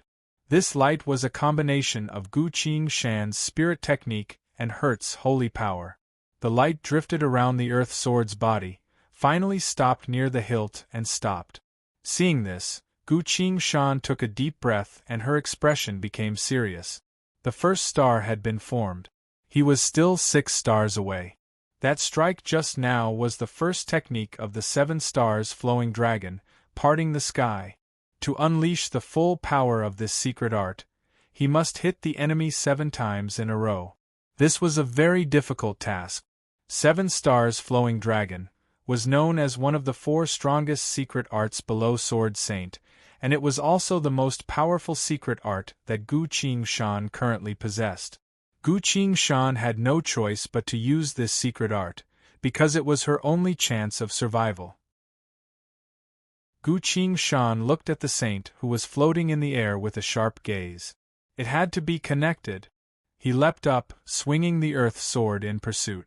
7 stars flowing dragon, a life pierce. A thin sword phantom as thin as a gossamer appeared from the earth sword. Hurt reached out both hands as 2 white flames appeared. He shouted and pushed forward with both hands. Unfortunately, Gu Qingshan's strike was too fast, and the attack range was only as thin as a strand of hair, so it was hard to distinguish. A sha sound was heard. The thin sword phantom was sentient, avoiding Hurt's hands, went straight through his body, and made a small hole on the roof. The second strike hit. The earth sword once again let out a light. This light was mixed with blood essence, drifting around the earth sword's body, silently moved in front of the first light, and stayed still. Hurt looked at his wound. Such a small wound was nothing at all. He released his holy power to cover his entire body, but found nothing wrong with it. Using the holy power inside his body, the small wound quickly disappeared. You dare to cause trouble in the Holy Church with such a small trick? Hurt was a bit disappointed. Seeing Gu Qingshan falling down, he used his god's chosen skill again. Judgment, he shouted. Countless black holes appeared all over the room. Hurt reached out his hand and grabbed two people who were on the verge of death, then used his holy flames to burn them into skeletons. I designate, ah! He screamed, only to see Gu Qingshan standing on the ground, pointing her sword at Hurt from afar. From the void of space, hundreds of thin sword phantoms as gentle as the wind, attacking from all directions. Third strike, wind twist. Hurt's clothes were cut to shreds, as if he was being tortured by 1,000 cuts, extremely pitiful. As Gu Qingshan looked at the sword, the third light appeared on the earth sword, lining up with the previous two. But this strike wasn't very powerful, although it looked terrifying. It didn't actually hurt Hurt's bones. These strikes weren't very powerful, but they were always unexpected. Gu Qingshan's strikes were also very clever. Hurt couldn't even parry them. The Pope furrowed his brows and said, "You do have some skill." She quickly took out a card and put it in front of her. The person on the card was still the great holy apostle Hurt, angrily shouting at the sky. The Pope took out another card, this time it was a large shield. She put this card on top of the great holy apostle Hurt's card. "Bless you, protect you, my holy apostle," she said. The two cards flashed and combined into one. On the card, the great holy apostle Hurt was holding a large shield in front of himself. Inside the room, in front of Hurt, a light blue shield suddenly appeared. With such a large shield blocking, it would be hard for Gu Qingshan to easily hit Hurt again. From time to time, holy light would shine from the shield, quickly and steadily healing Hurt's wounds. The wounds on his body disappeared at a speed visible to the naked eye. This is a powerful piece of equipment. Not only can it block heavy attacks, but it can also continuously heal the user's wounds. In countless battles, it was unknown how many experts had fallen in front of this shield, dying with regret. Holding the shield in his hand, Hurt shouted in a frenzy, "Damn brat, I'm going to throw you into the deepest prison of the Inquisition. I'm going to make you suffer." Glancing at the shield, Gu Qingshan's expression became even colder. No matter what, the next 4 strikes must all hit in order to complete the 7 stars. He leapt up high, wielding the earth sword as he flew towards her. "You still dare to attack like that? I thought you'd run away." The Pope lightly laughed, suddenly interested. She waved her hand. At the edge of the room, the air began to ripple. When the air returned to normal, a card appeared in the Pope's hand. A door was drawn on the card, and there was an eye-catching metal lock on the door. "What a brave guy! If that's the case, I should change my card." The Pope lightly tapped the card, waited for it to disappear, then reached her hand out and drew another card from the void of space in front of her. Chapter 285. From the void of space, a black chain suddenly appeared, striking at her hand. The Pope pulled her hand back and stopped drawing. The black chain stopped for a while, then slowly disappeared. It came too quickly. There's still one more fate seal left. The Pope spoke a bit regretfully. The limit of 3 cards? That's enough. She looked at the card in her hand.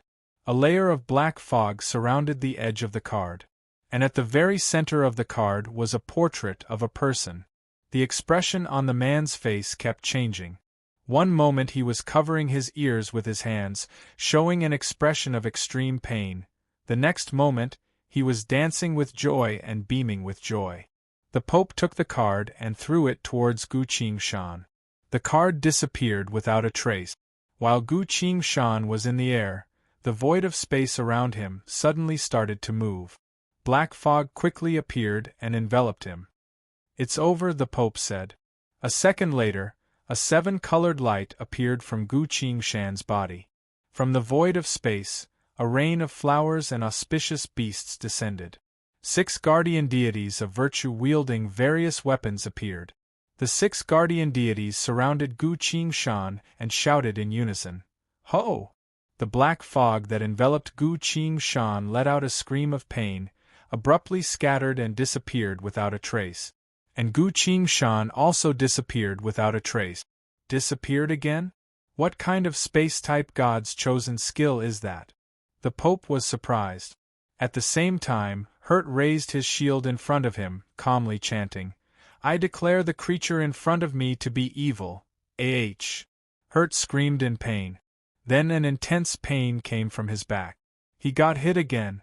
The pain of being hit isn't much, Hurt can endure it, but the problem is that there's an intense electrical current flowing through his body, causing him to lose the ability to move. Lightning thaumaturgy. Uncontrollable. Arg. Hurt was twitching in the air. The black holes had already gathered together, about to form a black gate, but now they scattered and returned to their original positions. Uncontrollable, can only control the enemy for 1 second. What could he do in 1 second? At least for Gu Qingshan, it was enough for him to perform the remaining 3 consecutive slashes. As if there was no time left, Gu Qingshan's sword pierced through the air and slashed 3 times on Hurt's body. 7 consecutive sword strikes, not a single one missing. This was not easy. Hurt was the strongest warrior of the Holy Church. He even had a shield in his hand, and the Pope was glaring at him from the side. However, Gu Qingshan still used all 7 swords. On the Earth Sword, 7 lights were flashing non-stop, giving off a faint woo-woo sound, as if calling something. The Pope couldn't sit still any longer, lightly scoffing. "For sins that are too severe, we must increase the severity of the punishment." She drew another card. On the card was a valiant man dressed in a gorgeous red robe. Cardinal Kidd. Over the years, no one had managed to escape from Hurt and Kidd's siege. The Pope took the tile and was about to throw it out. Gu Qingshan suddenly disappeared from the air and reappeared in front of her. Sword chi flowed out of his body like an uncontrollable turbulence, turning into sharp gusts of wind that circled around him to form a whirlpool. His body was filled with a strange rhythm. More blue sparks uncontrollably came out from Gu Qingshan's body, infused into the whirlpool of sword chi and absorbed the essence of the sword chi inside. Time seemed to stop at this moment. At this moment, Hurt finally managed to catch his breath in the air. The Pope was about to throw the tile in her hand. At this moment, Gu Qingshan held her sword, ready to strike. As the Pope looked at him, she suddenly had an illusion. In that split second, it felt like the entire world was standing on his side. In that split second, she realized something. This omen, not good. Behind her, a large card suddenly appeared. It was a golden card, depicting an angel holding a staff, flying down from the sky. As soon as the golden card appeared, a black chain flew out from the Pope's body and disappeared. In that split second, the Pope had completely escaped the seal of fate. As she clasped her hands together, the golden card stuck to her back. A brilliant and enormous holy light erupted from her body. Glorious barrier of divinity! At the same time, the whirlpool of sword chi around Gu Qingshan's body disappeared. Blood seeped out from every pore on his body. His muscles began to tear under the invisible pressure, bringing him the pain of being sliced by 1,000 knives. Ho! A mist of blood erupted from his body. Gu Qingshan was instantly covered in blood. His body swayed a bit, about to collapse. But this is the most crucial moment. I can't let my guard down, otherwise all my efforts would be for nothing. Gu Qingshan clenched her teeth, wielded her sword with both hands and slashed forward with all her might. Everything happened in the blink of an eye. Dazzling flashes of lightning exploded, illuminating the entire room into a world of light and darkness. 7 stars flowing dragon. The 7 lights on the Earth Sword suddenly disappeared. What replaced them was a ferocious dragon head made of blue lightning. In a split second, the dragon head emerged from the sword, opened its mouth wide and bit down, catching the Pope in its mouth. Behind the dragon's head was a dragon's body made from a mix of sword phantoms and lightning, rising from the earth sword. This was a 5-clawed lightning dragon. The lightning dragon bit the Pope, broke through the roof, and flew up into the sky. Hurt, who was still in the air, was brushed by the lightning dragon, turned into a blurred image, and was sent flying.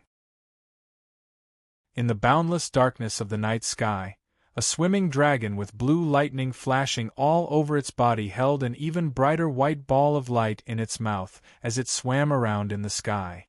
The lightning dragon seemed to want to swallow the white ball of light into its stomach, but no matter how much it chased after it, the ball of light kept its mouth open, not being swallowed by the dragon. A few moments later, the white light shone brightly, like a blazing sun. No, the white light replaced the sun. At this moment, the entire Holy Empire's capital returned from night to day. Everyone raised their heads in amazement to witness this magnificent scene. A few moments later, the lightning dragon roared unwillingly and disappeared in the sky. The white light in the sky slowed down a bit, revealing the Pope's appearance. The Pope's clothes were tattered, the veil on her face had already disappeared. She opened her black hole-like eyes, staring down at the circus in the sky. I actually used up the glorious barrier of old gods, damn it. There shouldn't be such a high-level swordsmanship in this world, she pondered. From the void of space, 10 cards flew out and landed in her hand. How interesting, now that fate no longer binds me. I'm going to torture you, I'm going to hide you, dig out your secrets bit by bit, then make sure you die a horrible death. The vast white holy power came from her body, once again enveloping her.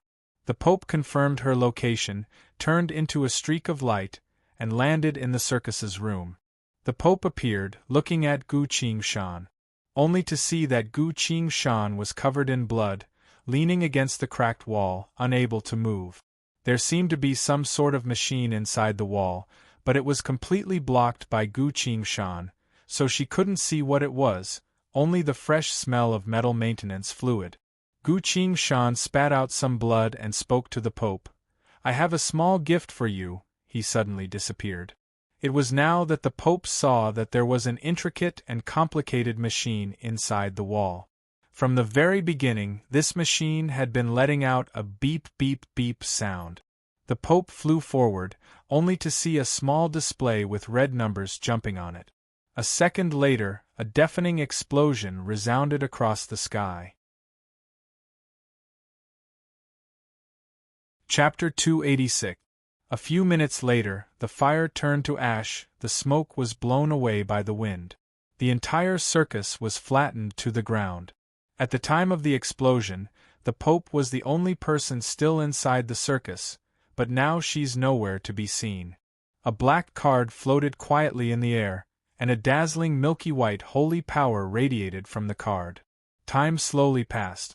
Other than Penance, Ascetic, Ivan, the other 6 holy apostles came one by one, lined up in front of the black card and knelt down on one knee. I couldn't win against my opponent, this is my sin, please punish me. Great holy apostle Hurt lowered his head and spoke. This is not your fault, this person is a very unique existence. The Pope's voice came from the black card. The Pope continued. The rest of you, put whatever you're doing aside for a bit.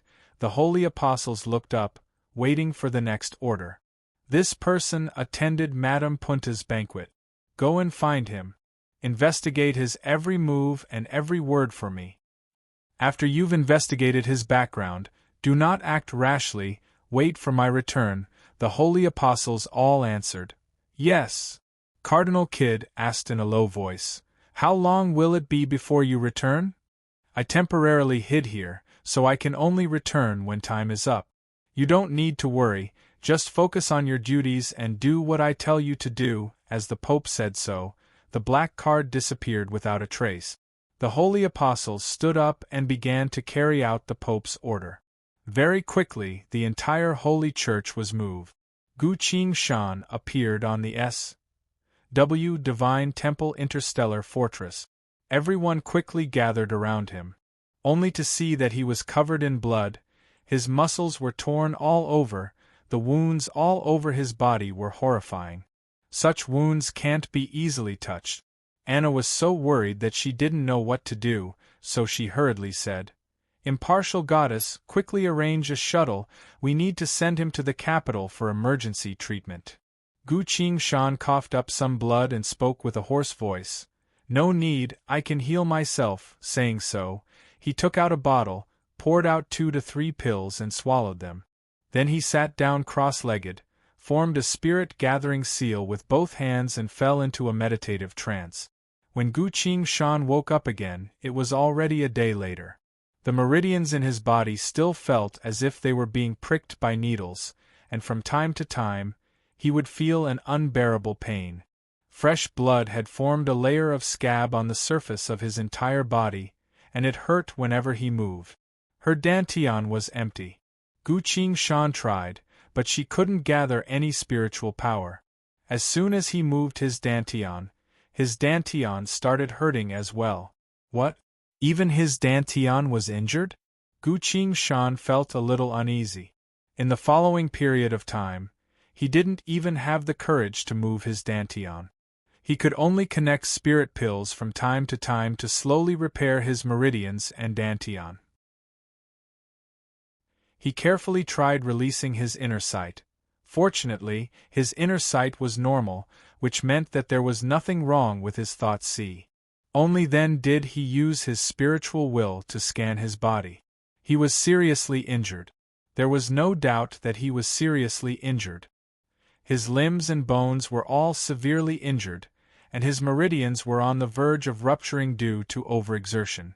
This was the heaviest injury Gu Qingshan had ever suffered since her rebirth. Gu Qingshan couldn't help but smile bitterly. "In my current state, even a normal person could easily kill me. Seems like what the war god Yui said was true. The secret art of flowing dragon isn't something that can be used at this stage. But then again, if I hadn't persisted in cultivating this secret art, it would have been impossible for me to escape from the Pope's clutches." At this point, impartial goddess' voice came. "Sir, the medical pod is ready. Can we start healing you now?" "I can't, I need to first heal the wounds that modern medicine can't cure first." Gu Qingshan shook his head, took out a spirit pill, swallowed it, and entered a meditative state again. Half a day later, he finally breathed out and said, "Send me to the medical pod to repair my body." Anna carefully carried him up and brought him to the medical pod on the S.W. Divine Temple. Very quickly, a mixture of nutrient fluid and cell repair fluid enveloped Gu Qingshan. As the hypnosis drug took effect, he fell into a deep sleep. 3 hours later, he woke up. Releasing his inner sight to check his body, Gu Qingshan found that his wounds were a bit better. His wounds were still severe, but his overall condition was stable. His body was slowly recovering. Looking at the people surrounding him, Gu Qingshan smiled bitterly and said, "I managed to keep my life." Anna's eyes were red. She caressed his face and didn't say a word. Jang Young-ho couldn't help but say, "If I knew it would be so dangerous, I wouldn't have gone to get the recipe. That thing is very important, I definitely would have gone." "So you got what you wanted?" For the next step, I still need the Fuxi Empire's Elementalist Awakening Serum. Do you need the recipe or the serum itself?" Anna suddenly asked. "What's the difference?" "The Emperor definitely won't give the recipe to outsiders, but the serum can be sold," she continued. "His Majesty the Emperor is a practical person. As long as he can afford it, he'll sell the serum, but I've never heard of anyone being able to buy such a top-notch serum." Jang Young-ho scowled. "The Emperor isn't an idiot. He only sells it to people of the Fuxi Empire, and usually only uses it in front of him," Anna said. "How much for a bottle?" Yi Fei asked. "If converted to Federation credits, it's 1.5 billion per bottle," Anna answered. Yi Fei couldn't help but click her tongue. No wonder the Fuxi Emperor lives the most extravagant life among all the major countries. Even the 9 lords aristocrats can't help but feel powerless, Jang Young-ho commented. But if that's the case, isn't he afraid that someone will use the serum to decipher the recipe? No, the Empire's pharmaceutics has already reached a level of genetic encryption. If anyone tries to test it, the entire bottle will immediately lose its effect. What if someone can decipher it? Liao Xing asked with interest. If they have that kind of technology, they'll be able to create the same serum themselves. I don't have anything else, but I do have a bit of money, but I'm not sure if he'll sell it to me, because I'm a member of the Federation, Gu Qingshan said. Anna patted her chest and said, "Just leave it to me, maybe I'll even get a discount." Impartial goddess, I authorize Anna to use my Federation merit whenever she wants, Gu Qingshan said. Very well, it's been verified, impartial goddess answered. Anna glanced at him and scoffed. All the men were confused. Once she said she would do it, Anna didn't stay for even a second and directly boarded the small Starry Sky ship and left. She quickly arrived at the Fuxi Empire and found the Emperor. The Emperor was currently choosing a horse in the horse farm. A 99% purity elementalist awakening serum? The Emperor asked while stroking the large horse in front of him. That's right, Your Majesty, please sell me a bottle. Anna clasped her hands together and smiled, trying to flatter him. The Emperor didn't say anything. Anna immediately said, I'll pay you however much you want, but I remember that your fire elemental has already awakened to the peak of the 4th stage. You don't need this, the Emperor slowly said. I'm not using it for myself, I'm giving it to Gu Qingshan. Ah. The Emperor turned around and flashed a meaningful smile. Anna's expression didn't change at all. What is it? Who doesn't want their man to be strong? The Emperor shook his head. But he's not a Fuxi Empire citizen, that's breaking the rules, Anna answered. If he follows me, he'll leave the Federation sooner or later. These words struck the bottom of the Emperor's heart. You're that confident? Of course, the Emperor smiled. Chapter 287. Anna asked, What do you want to bet? The Emperor answered, Ask him for a patented mech technology. Any kind of technology is fine. If you get it, I lose. The serum isn't an issue. What if I don't get it? Then I'm sorry. The next time you come to Fuxi as guests, I'll think about it again. The Emperor shrugged.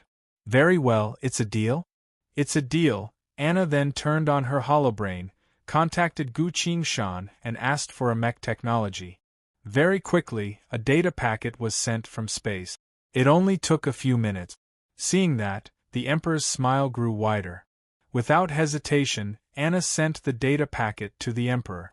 The Emperor glanced at it and ordered, Men, verify it. Someone brought the holobrain away. Let's go, we'll ride a horse first, the Emperor said. All right, it's been a long time since I've ridden a horse, Anna happily agreed. The Emperor picked a tall and handsome black horse, while Anna picked a fiery red filly. The two of them chatted as they rode around the horse farm. When they returned to their original spot, a few attendants were already waiting for His Majesty. The scientists were all staring at the holobrain, excitedly chatting with each other. How is it? The Emperor dismounted and asked. The leading scientist excitedly answered, Your Majesty, there's nothing wrong with this technology, and it just happened to solve one of our current mech manufacturing problems. Just happened to solve it? The Emperor instinctively repeated that. That's right, this problem has been bothering us for over 2 years now.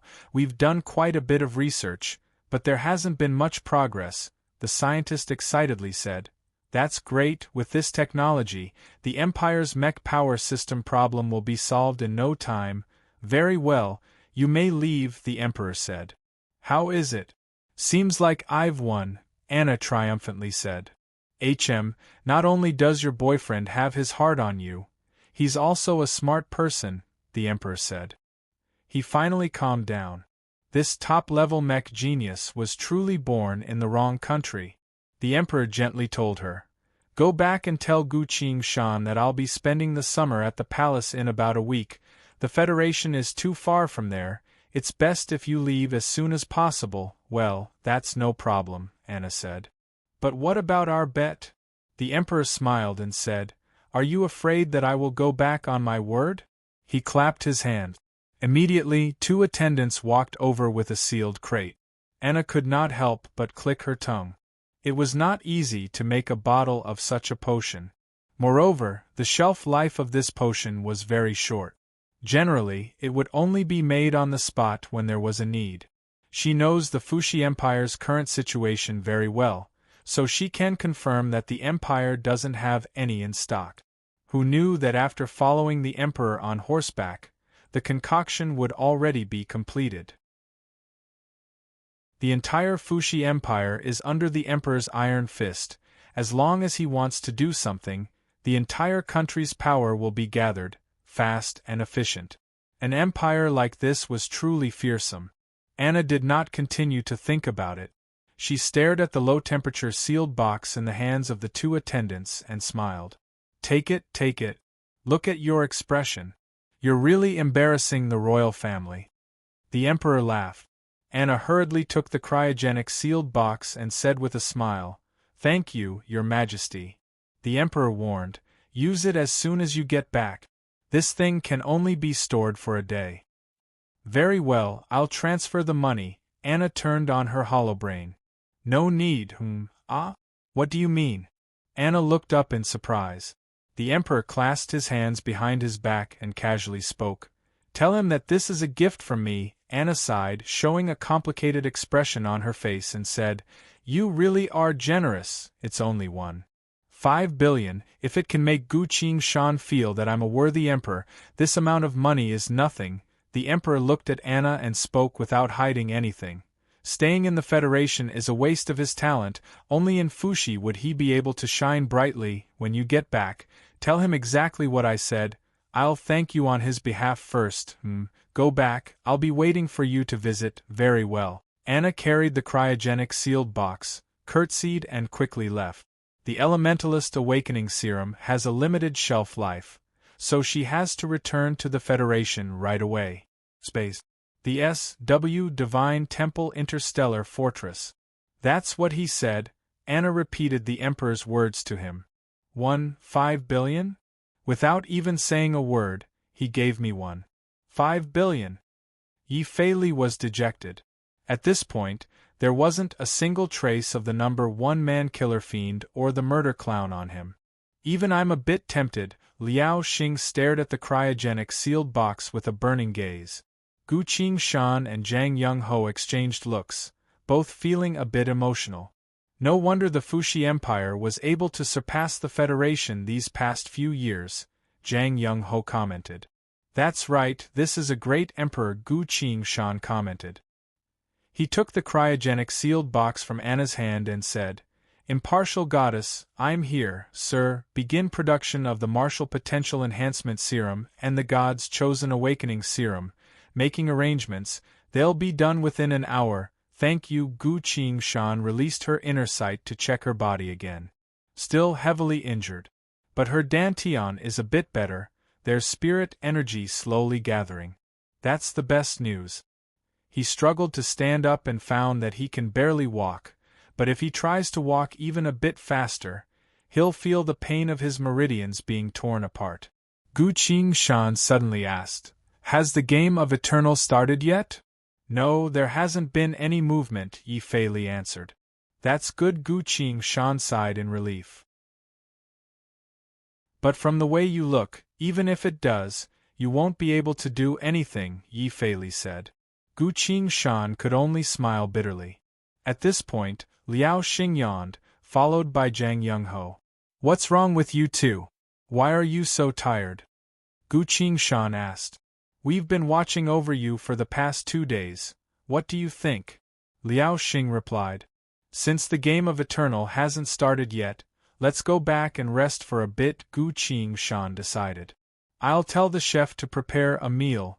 Zhang Yongho turned on his holobrain. I want to eat a feast.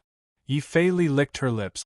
The small-sized interstellar warship brought them back to the mountaintop mansion. Gu Qingshan couldn't even take care of himself, so Anna carefully filled his bowl and helped him finish his meal. At this time, Gu Qingshan's holobrain lit up. Sir, the serum production is going smoothly, it's now complete, do you need it now? Impartial Goddess asked. Bring it here, Gu Qing Shan happily answered. If I can unlock the next evolution of my lightning thaumaturgy, all the wounds I've suffered will be worth it. A few moments later, Anna went out to get the serum, then helped Gu Qing Shan back to his room to rest. Why do I feel like Anna isn't herself today? Yi Feili asked in a low voice. Of course, Liao Xing didn't even look up, still eating. When a woman is in love, she'll turn into another person. What are you two talking about? Anna closed the door and returned to the table. She's been taking care of Gu Qing Shan this entire time, so now that Gu Qing Shan has finished eating, she's already starting to move the utensils. Ah, nothing, Yi Feili and Liao Xing both hurriedly said. Gu Qing Shan was sitting on the bed, in front of her were 2 sealed boxes. Both of them were open. The box Anna brought back from Fushi contained a glass bottle filled with a golden liquid. The other box came from Impartial Goddess, containing 2 glass bottles, one containing a red liquid, the other containing a glowing white liquid. Gu Qing Shan opened the War God UI, only to see a large and a small ring still slowly moving in the middle of the UI. The large ring was gray, and the 3 metal grooves on the small ring were empty. The large ring was the Golden Core Thaumaturgy quest, while the small ring was the Lightning Thaumaturgy's evolution. Only by completing the evolution of the Lightning Thaumaturgy will the large ring quest be activated. It's finally here. Gu Qing Shan placed the 3 glass bottles into the slot. The slots closed. The entire metal ring was spinning, giving off a blinding light. Lines of glowing text appeared on the War God UI. Detected user to have reached Foundation Establishment Peak 3 advancement potions that meet the requirements detected. Sufficient power to evolve thaumaturgy, lightning thaumaturgy about to evolve. After Gu Qing Shan read through it, the glowing text disappeared. The ring then split into 3 balls of light, arranged in a triangular formation in front of Gu Qing Shan. Ting! The system issued a crisp reminder. User has chosen smiting. User has chosen lightning of life. Player, please choose one of the 3 options to complete Evil Punisher's advancement. Gu Qing Shan looked at one of the balls of light. Following his gaze, a few lines of text appeared next to the ball of light. Potential stimulation. Greatly increases your movement and attack speed for a short period of time. A description.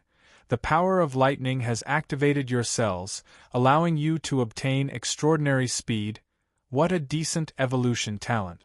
Reading through the description of this talent, Gu Qing Shan felt a sense of accomplishment.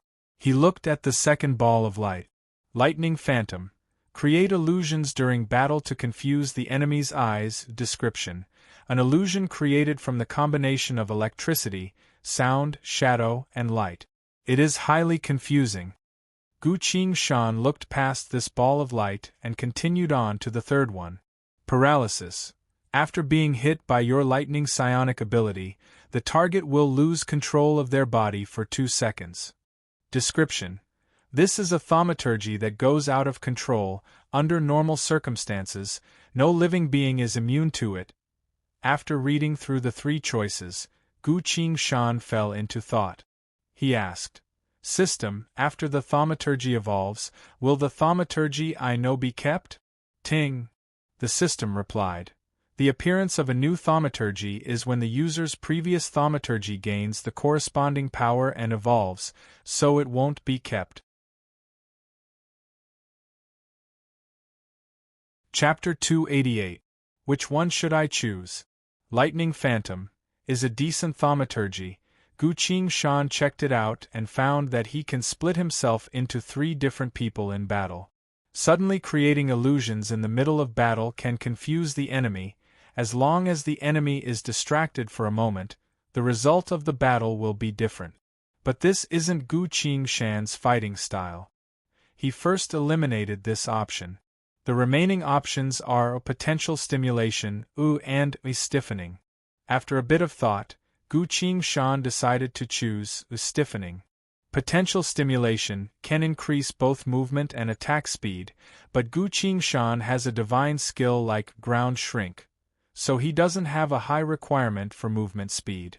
As for attack speed, with Yu-Ji General's title skill, Quick Attack, which directly increases attack speed by 15%, Gu Qingshan doesn't really need it. On the other hand, the thaumaturgy Lose Control has helped Gu Qingshan a lot in battle. Lose Control only lasts for 1 second, a stiffening lasts for 2 seconds.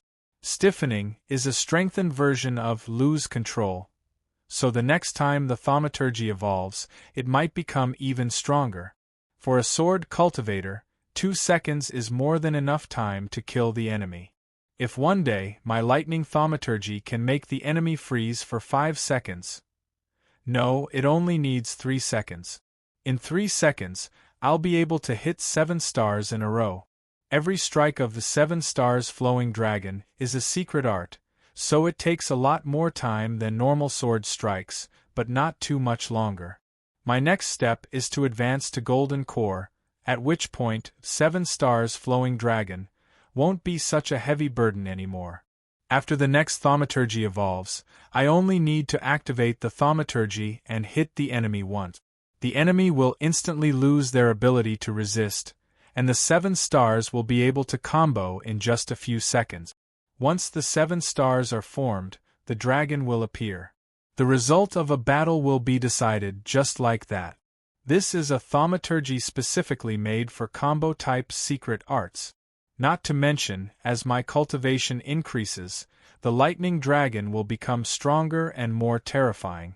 System: above Lose Control and stiffening, is there a higher level of controlling lightning thaumaturgy? Gu Qingshan asked. Yes. The system's answer was concise. Gu Qingshan no longer hesitated and immediately chose stiffen. Ding. The player has chosen the evolution direction of the lightning thaumaturgy. The initial thaumaturgy will soon evolve into paralysis. Player obtained Evil Punisher's advanced thaumaturgy. Stiff paralysis. After being hit by your lightning psionic energy, the target will lose control of their body for 2 seconds. Gu Qingshan heaved a sigh of relief. Finally, all his efforts were not in vain. 2 seconds, coupled with the godly skill Ground Shrink, would allow him to complete 7 stars in a row. From now on, stiffening would replace Losing Control as an important trump card, and it would shine brightly in future battles. Following the thaumaturgy's evolution, the war god UI changed. The 2 rings shone at the same time. The small ring representing the advancement of Smite gradually disappeared. The grayish hue faded from the big ring, and it was replaced by a colorful glow. The real show was finally here. Congratulations! You've completed the Thaumaturgy Evolution quest. You've activated a new Thaumaturgy Lottery quest. After advancing to Golden Core Realm, you will become one of the very few cultivators who awaken multiple thaumaturgies in a row, activating new Thaumaturgy Lottery quest. After a few lines of notification appeared, the colorful glowing big ring began to slowly rotate. Gu Qingshan also became anxious. This quest will decide what his second thaumaturgy will be. The Thaumaturgy Lottery is completely based on luck. Elemental, martial thaumaturgy, gods chosen, the 3 main types of thaumaturgies are as vast as the Milky Way, and the lottery for thaumaturgy is random, so it's very hard to find a thaumaturgy that you like right away. The last time he drew a thaumaturgy when he reached Foundation Establishment, because of the high completion rate, he got 4 lottery chances. With 4 lottery chances, he was lucky enough to get the Lightning of Life. The Lightning Thaumaturgy, Losing Control, played a very important role in his previous battles. This time, he'll get a new thaumaturgy, after completing the lottery quest. No matter what, Gu Qingshan has made up his mind. I have to do everything I can to complete the quest and get the most lottery chances. Because the more lottery chances I get, the more powerful the thaumaturgy I get. On the War God UI, the big ring spun for a while, then slowly turned into a container. It was a big, empty glass ball. Lines of glowing text appeared next to the glass ball. Quest prerequisite. The Thaumaturgy lottery quest can only begin after entering the cultivation world. Quest description. This quest is a rating quest. The higher the rating the user gets, the more Thaumaturgy lottery chances you'll get. To description. The war between two worlds has brought about an unprecedented situation. Please prepare yourself, hold your weapon tight, and await that moment to come. Even after Gu Qing-shan finished reading, the glowing text didn't disappear, instead hovering right next to the empty glass ball. Gu Qing-shan was a bit surprised, muttering, "It can only begin after entering the cultivation world? How strange, what kind of quest will it be?" He looked at the empty glass ball and pondered. Not too long after, the pain on his body reminded him of what he should do. Since there's nothing to worry about, Gu Qing-shan didn't worry about it anymore. He poured a top-grade healing pill into his hand and swallowed it in one gulp. Looking at the jade bottle in his hand, there aren't many healing pills left. These are the healing pills by Hua Saint prepared for him. If it was in the cultivation world, it would definitely be fought over by tens of thousands of people, but now he's eating them like they're candy. Gu Qing-shan doesn't feel bad about it. After all, the most important thing right now is to heal himself. One night passed. The sky brightened as the sun rose. Gu Qing-shan came out of his room, his steps a lot lighter. "How are you?" Anna looked at him and asked with concern. "I'm fine with simple activities, but I still can't fight." Gu Qing-shan looked around and asked, "Where's Yi Fei Li?" Liao Xing answered. "He went out to kill monsters early in the morning, saying he's following impartial goddess orders to clear a city," Gu Qing-shan said. "I was just about to tell him that his God's chosen awakening serum is ready." "It's okay, I'll give it to him when he gets back," Zhang Yongho said. "Impartial goddess, has Yi Fei Li's ear been hurting lately?" Gu Qing-shan asked. "The pain usually lasts between 21 to 39 hours, it's already been 35 hours, but the pain still hasn't acted up," Impartial Goddess answered. "Then I'll have to trouble you," Gu Qing-shan said. Right at this time, the game of Eternal suddenly arrived. An old voice resounded across the entire planet. "Humans of this world, the apocalypse has come. Calamities and calamities are endless. Your fate is like an ant in a flood, insignificant and out of your control. Do you want to change your fate? Struggle against fate, advance through slaughter. Only the strong will be able to survive. If you want to become eternal, then challenge it. Once you succeed, you shall obtain great power." The game of Eternal Challenge, now accepting registrations. As soon as this was said, a large line of text appeared in front of everyone in the world. "Do you want to sign up and become eternal? Yes/no." Zhang Yongho and Liao Xing exchanged glances, a bit worried. The game has finished its upgrade, finally showing up again. Gu Qing-shan spoke. "Impartial Goddess, I'm here, please speak, sir, or replay the footage of the murder clown." "Understood." A few moments later, all the holobrains in the world lit up. Chapter 289. On the screen, the murder clown spoke in a serious tone. "A nice pair of boots, but I'm looking forward to more. Perhaps you're willing to participate in the next game of Eternal and help me bring back some personal items. Your end will be the same as the previous champions, but don't worry, I will treasure your prize." The screen froze, hovering in front of everyone. Almost as soon as the clown finished speaking, the game of Eternal responded. Its voice was unprecedentedly serious. "To fight against evil, to ensure the safety of the player, to ensure that our brave warriors are strong and untouchable. The game has entered the grand reward period. The champion of this competition, aside from eternal life, will also receive the following 2 rewards.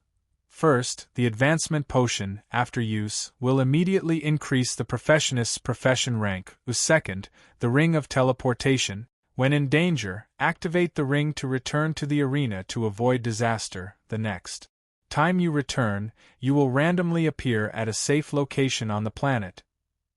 The old voice paused, as if giving the humans time to digest what it just said.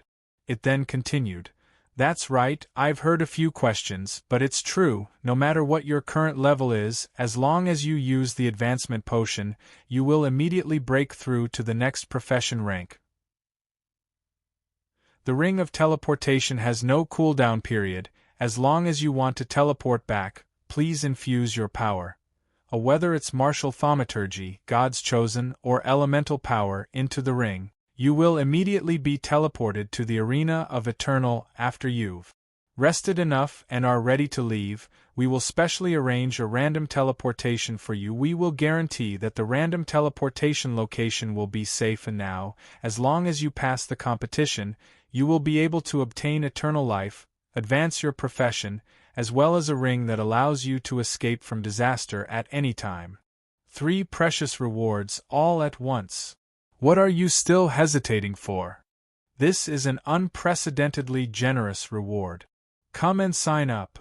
As soon as the old voice finished speaking, the scene of the arena of Eternal appeared. When everyone closed their eyes, they could see 3 items silently floating in the air above the arena. The first item from the left was a black pill, the eternal pill that everyone was familiar with. The second item was a glass bottle filled with a green liquid. Just by looking at it, one could feel the boundless power contained within. The third item was a golden ring. The void around it was constantly being torn apart, revealing pitch-black cracks. Eternal pill, advancement potion, teleportation ring. A brilliant light enshrouded the 3 treasures, showing that they could bring the power that humans yearned for even in their dreams. The competition hadn't even begun, but the treasures that the champion could obtain had already appeared in front of everyone in such a manner. At this moment, even many people who were calm and rational looked at the 3 treasures with blazing eyes. This game, if it didn't kill people and instead went into the advertising industry, I think it would have a brighter future, Liao Xing muttered. It understands the greed of humans, but I don't think it will succeed, Zhang Yongho said. Why? Liao Xing asked. Because the murder clown has deeply implanted fear into people's hearts, Anna continued. Every time she saw Yi Feili, she couldn't help but feel that it was inconceivable. This person's inner and outer sides are so different. I think there will still be people participating this time. No matter how many there are, there will always be people, Gu Qingshan said. No one could refute that. Greed is humanity's original sin, even for the sake of ordinary wealth. There will always be people willing to risk their lives. The game of Eternal's reward is 3 supernatural treasures. There will always be people who can't resist the devil's temptation. The ring that can be used to escape, can we stop the champion from using it? Liao Xing asked. If what it says is true, then it's almost impossible to stop the ring from taking effect, Anna said. Right now we can only wait and see who the champion is, then use professional methods to challenge them. Gu Qingshan looked at Zhang Yongho and said. That's right, Zhang Yongho agreed. What professional methods? Anna asked. Zhang Yongho casually answered. Killing people. More and more people appeared on the arena. Although more and more people were appearing on the arena, it wasn't like the last few times where a huge crowd would appear every once in a while. When the registration was over, there were only a few hundred people left on the arena. The old voice came again, but it didn't seem dejected at all. It seems to know that as long as someone puts on the ring and manages to escape from the murder clown, it would be considered a victory for it.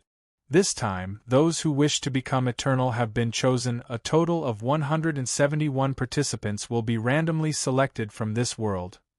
After a fierce battle, we will choose the final winner. The winner will receive 3 extremely valuable prizes like never before. I repeat, these 3 prizes are unparalleled treasures.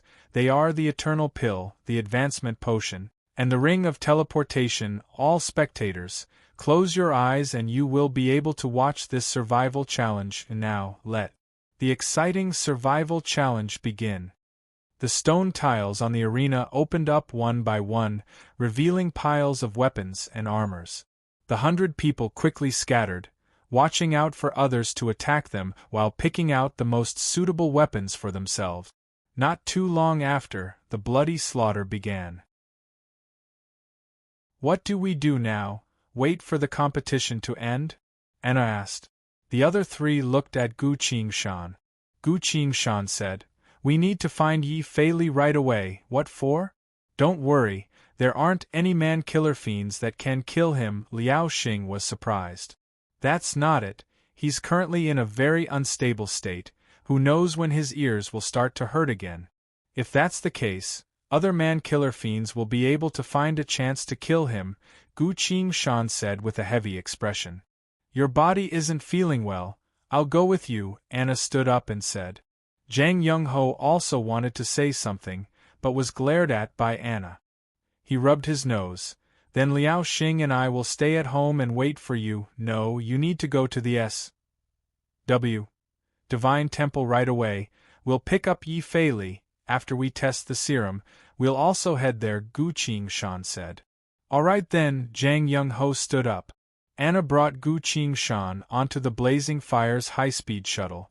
Under Zhang Yongho and Liao Xing's watchful eyes, the Blazing Fire flew up and slowly disappeared over the horizon. On the shuttle, Anna took out a bottle of liquor from a hidden compartment and gestured to Gu Qingshan. "Do you want some?"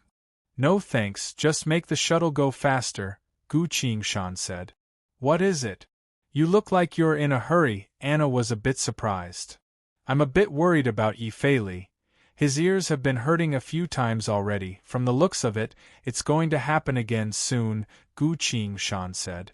"A God's chosen skills awakening will have all sorts of abnormal situations. I don't think you need to worry too much," Anna said. "I'm actually a bit curious, what kind of God's chosen skill will a man-killer fiend awaken?" "He's a perfectly evolved man-killer fiend. His awakening will definitely be different from everyone else's. Let's just hurry up a bit," Gu Qingshan said. Anna put the bottle back and began to seriously pilot the shuttle. "Watch me," she said.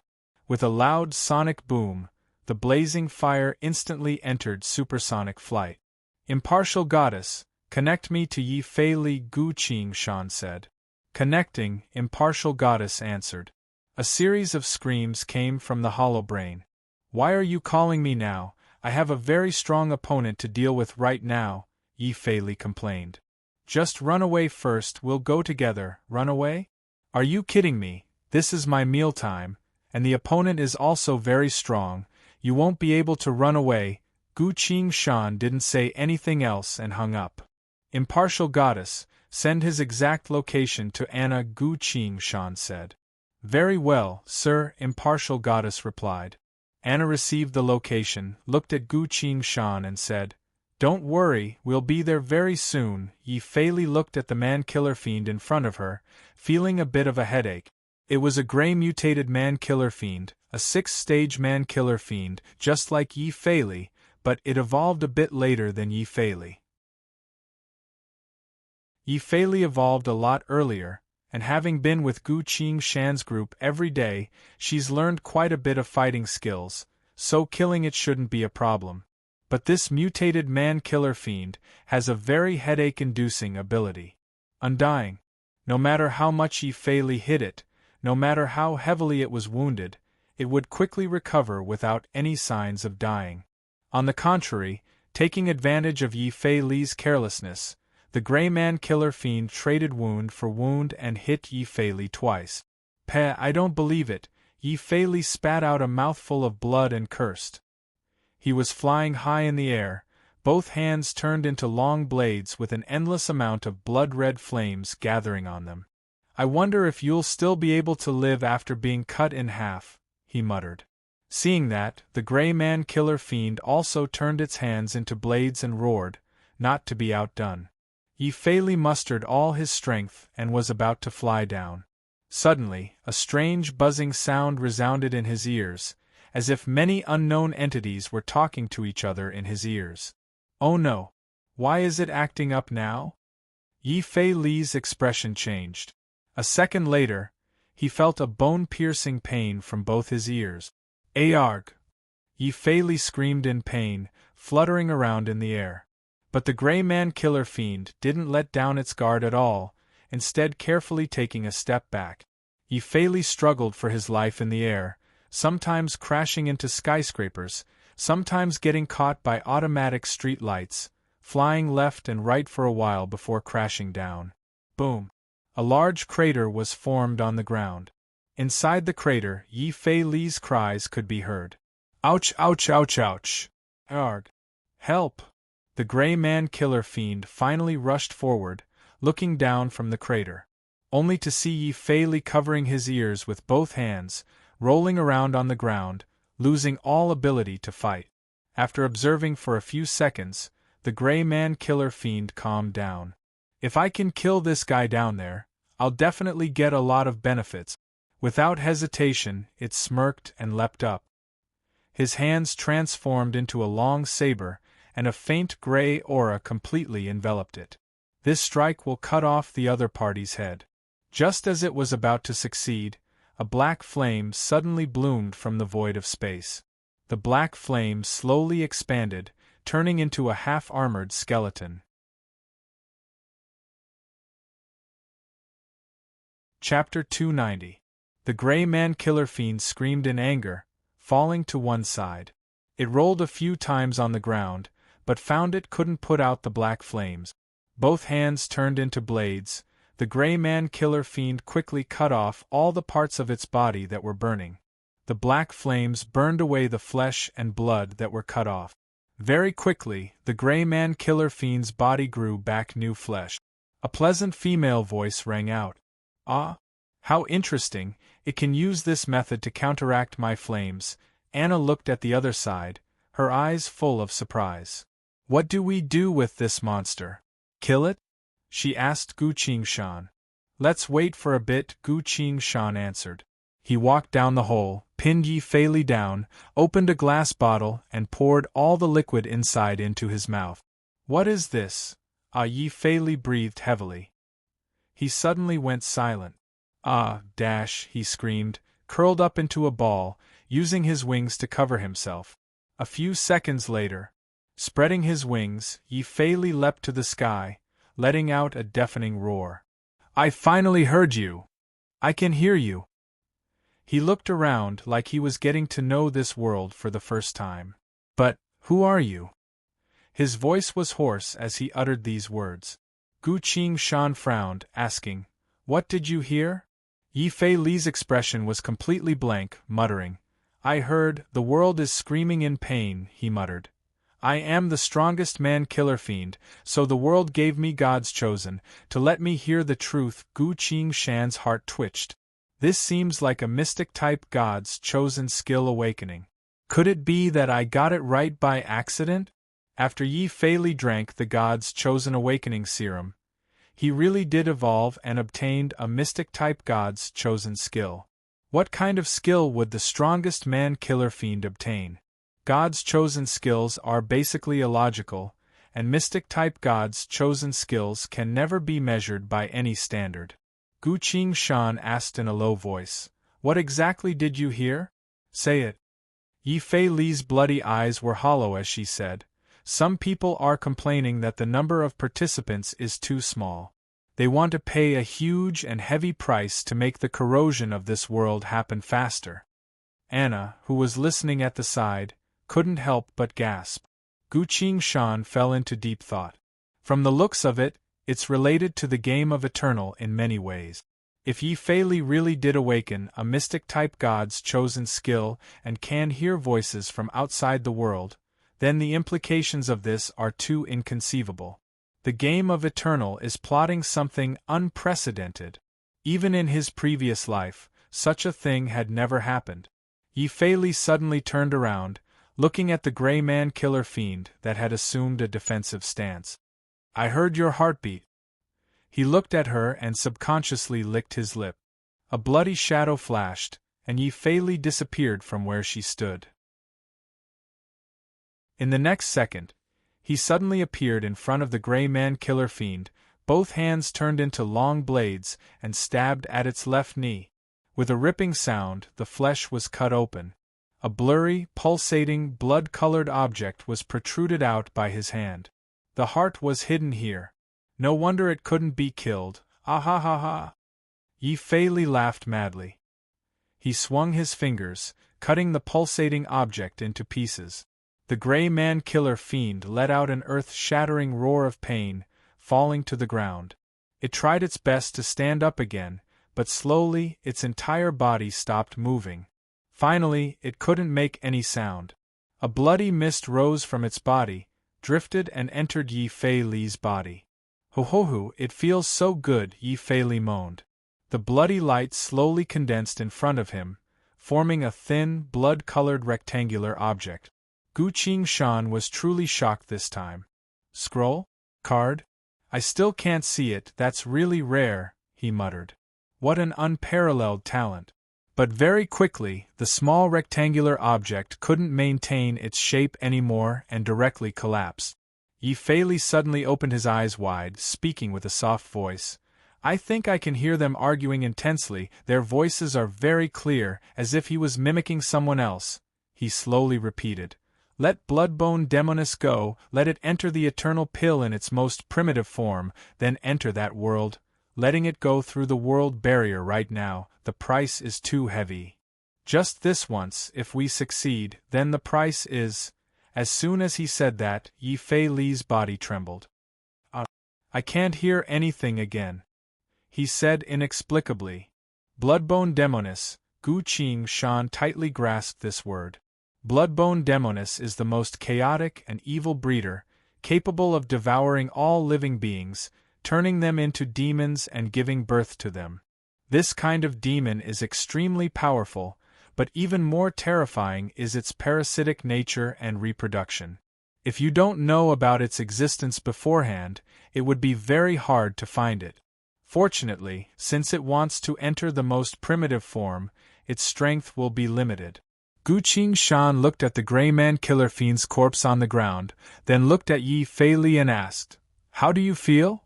I think I got a god's chosen skill called Listen. Yi Fei Li thought about it. Specifically listening to voices from outside the world? No, it seems like I can hear different things at different times. I'm still not sure. Yi Fei Li seemed to be having a headache. Gu Qingshan didn't ask any further, only saying, Then, your strength should have increased a bit.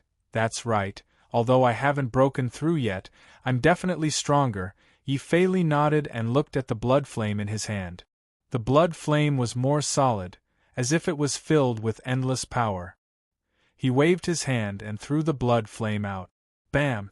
With a heavy sound, the blood flame exploded the gray man-killer fiend into a rain of blood. Black blood filled the air, the stench filled the air. Anna used the flames to cover himself, pinching his nose and angrily said, I know you've gotten stronger, but you don't need to do such a disgusting thing. Unfortunately, Gu Qingshan's spirit energy hasn't recovered yet, so he couldn't do anything to the blood rain. He could only grab Yi Fei Li and hold her above his head, using her body and her wings to block the black blood. Seeing that, Anna hurriedly released more flames to burn the blood rain to ashes. If you do that again, I won't come and save you. Gu Qingshan put Yi Fei Li down and said very seriously. Yi Fei Li scratched his head, a bit embarrassed. I'm sorry, I didn't pay attention. What do we do next? He asked. Wait, Gu Qingshan answered. Wait. Anna was surprised. That's right, wait until this time's challenge of Eternal is over. Gu Qingshan's expression was full of emotions. The day we've been waiting for has finally arrived. I don't get it, Anna was confused. In a match, those who are too impatient will show their weakness first. You mean, it's already showing its weakness? That's right, in this match, we're going to decide who wins and who loses. Then are we going to head to the S.W. Divine Temple now? Anna asked. Let's go now, Gu Qingshan answered. Anna nodded, walked towards the blazing fire, and prepared to start the shuttle. At this time, Gu Qingshan's hollow brain lit up. Looking at the screen, he smiled and picked up the call. Hey Shui. Hearing the hurried and nervous voice from the other side, Gu Qingshan was a bit surprised, but answered, Okay, don't worry, I won't participate in the game of Eternal. All right, I promise now in the future, I won't participate in this game. Chapter 291. I was the one who told her to do this. Why did she mention it to me again? Gu Qingshan quickly thought about it. After chatting for a bit, Su Cher seemed to have something to do and quickly hung up. Gu Qingshan thought for a bit, then asked, Impartial Goddess, are there any issues with Su Cher's real-time data? The Blazing Angels controller has sent out a signal that everything is normal, Impartial Goddess answered. That's good. Gu Qingshan calmed down. Let's rewind time a bit. A desolate plain. An endless expanse. There were no living things. Su Shui was striding forward. In front of her, the other 8 lords were also walking forward. Even though they're using the most comfortable airship, after reaching the Forbidden Zone, even they can't get off the ship. According to the ancient tradition, they have to walk. This is the planet's North Pole. The further they go, the more obvious the polar climate becomes. The sun is currently at the southern horizon, its pale white light without a hint of warmth sweeping across the land. This kind of day will continue for the entire summer. It won't be until a few months later that the North Pole will welcome dusk. For the 9 esteemed VIPs, the only good news is that it's only the middle of summer, so the North Pole's environment is still at a level that humans can endure. They all wore starlight cloaks, didn't use any means of transportation, didn't have any servants, just continued to walk forward. After a few hours, they finally decided to take a break. Every time I come to this place, I have to rest for a long time after returning, an old lord rubbed his leg and complained. With the starlight supporting you, you'd be lying if you said you're tired, another lord smiled and said. The lords chatted among themselves. One of them closed his eyes and didn't say anything. Seeing that, the person next to him patted him. What are you doing? He opened his eyes. What are you doing? Taking a nap? No, I'm just taking a break to watch the gladiator fights. Hearing that, the others all had a look of understanding on their faces. The game of Eternal was still going on. This time's game of Eternal, none of the participants are strong enough. What's there to watch? One of the lords said.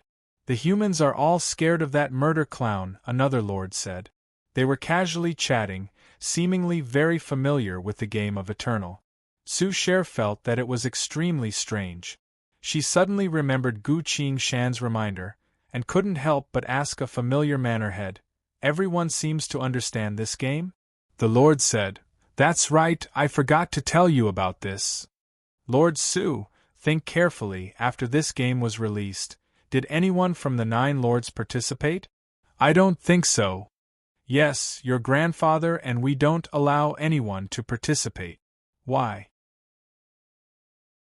If this game really is as good as it says it is, another lord chimed in, Trust me, we have plenty of death warriors.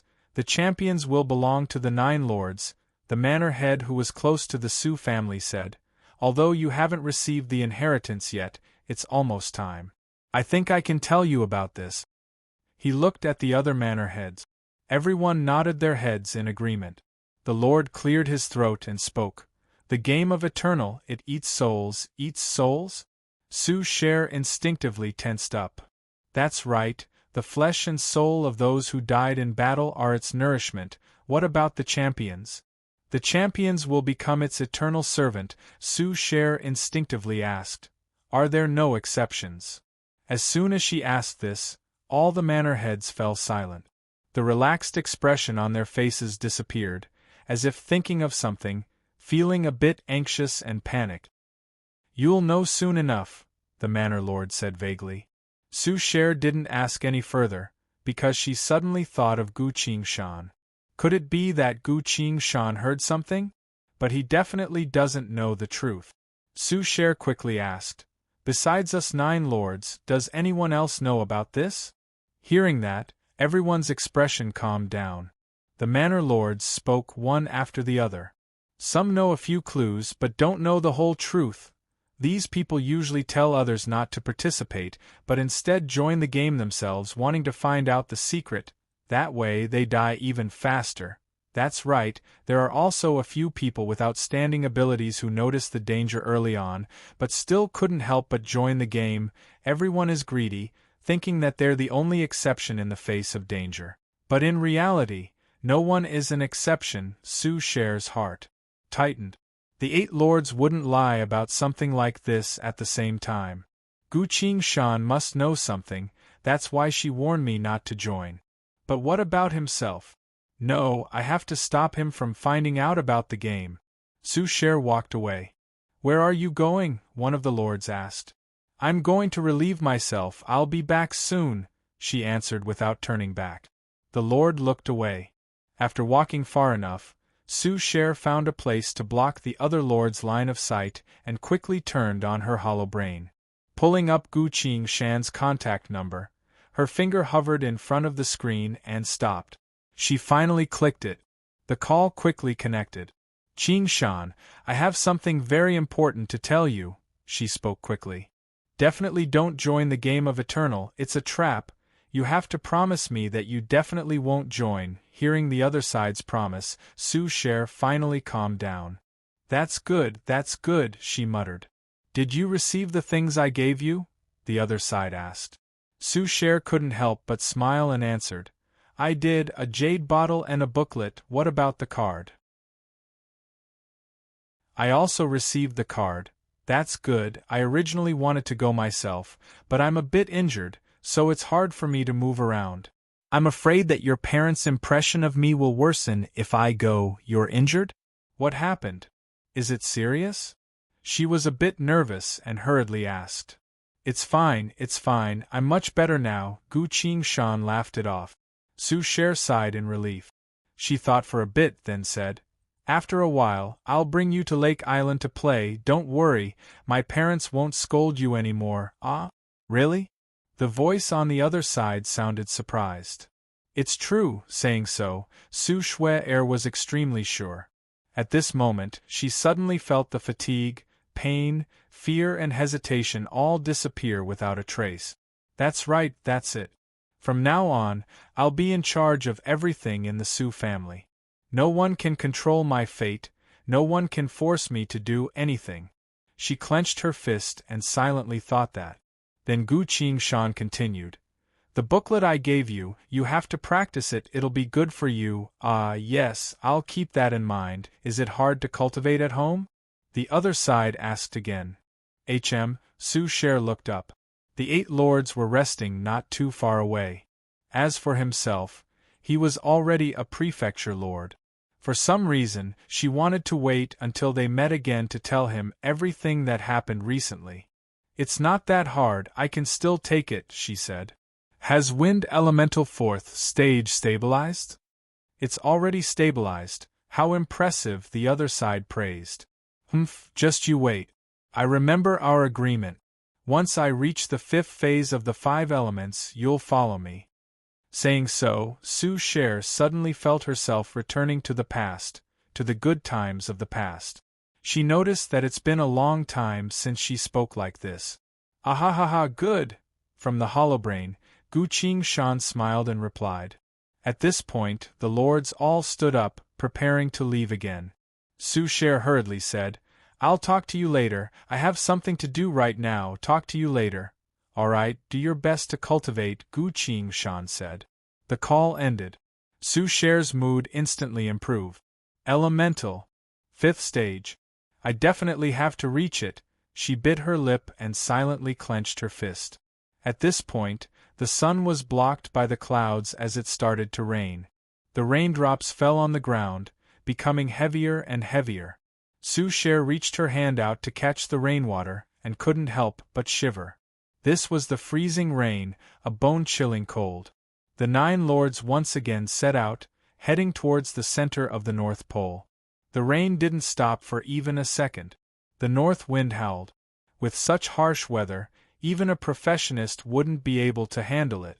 But strangely, neither the rain nor the wind could get close to them. Su Share noticed that ever since she entered this place, her starlight cloak had been lightly fluttering. Within the range of the cloak, The temperature was just right and the air was refreshing. This was also the reason why the lords were able to keep moving forward. As they walked, a few dried corpses started to appear on the road.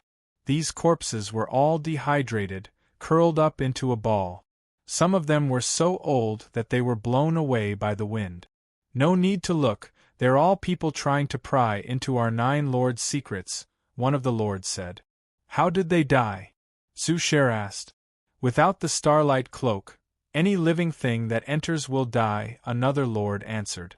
"There's something wrong with this rain, let's hurry up," the lord at the front of the group shouted. Su Cher nodded and hurriedly followed. On the way, the freezing rain became heavier and heavier. The wind carried the cold rain with it as it hit the ground, making a lot of rustling noises. Many of the flat areas were washed away by the rain, revealing the solid alloy underneath. Su Cher was shocked. "Why is there an alloy floor here?" She instinctively stomped the ground with her foot, feeling that the ground was flat and solid. Su Cher immediately paid attention.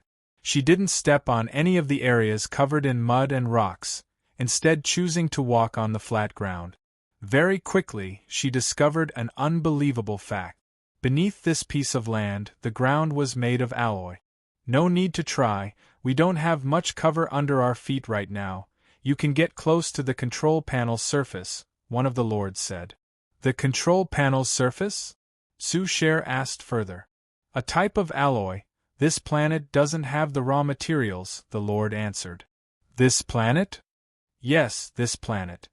To be honest, even if we have the raw materials, our current technology wouldn't be able to create this alloy. Current technology, alloy creation." Su Cher was completely stunned. Another lord chimed in. "We're already close to the center of the pole, so the area under our feet belongs to the control panel." Su Cher was a bit surprised. Suddenly, a shocking thought appeared in her mind. "Wait a minute," she exclaimed. "That's right, you're right," the first lord answered.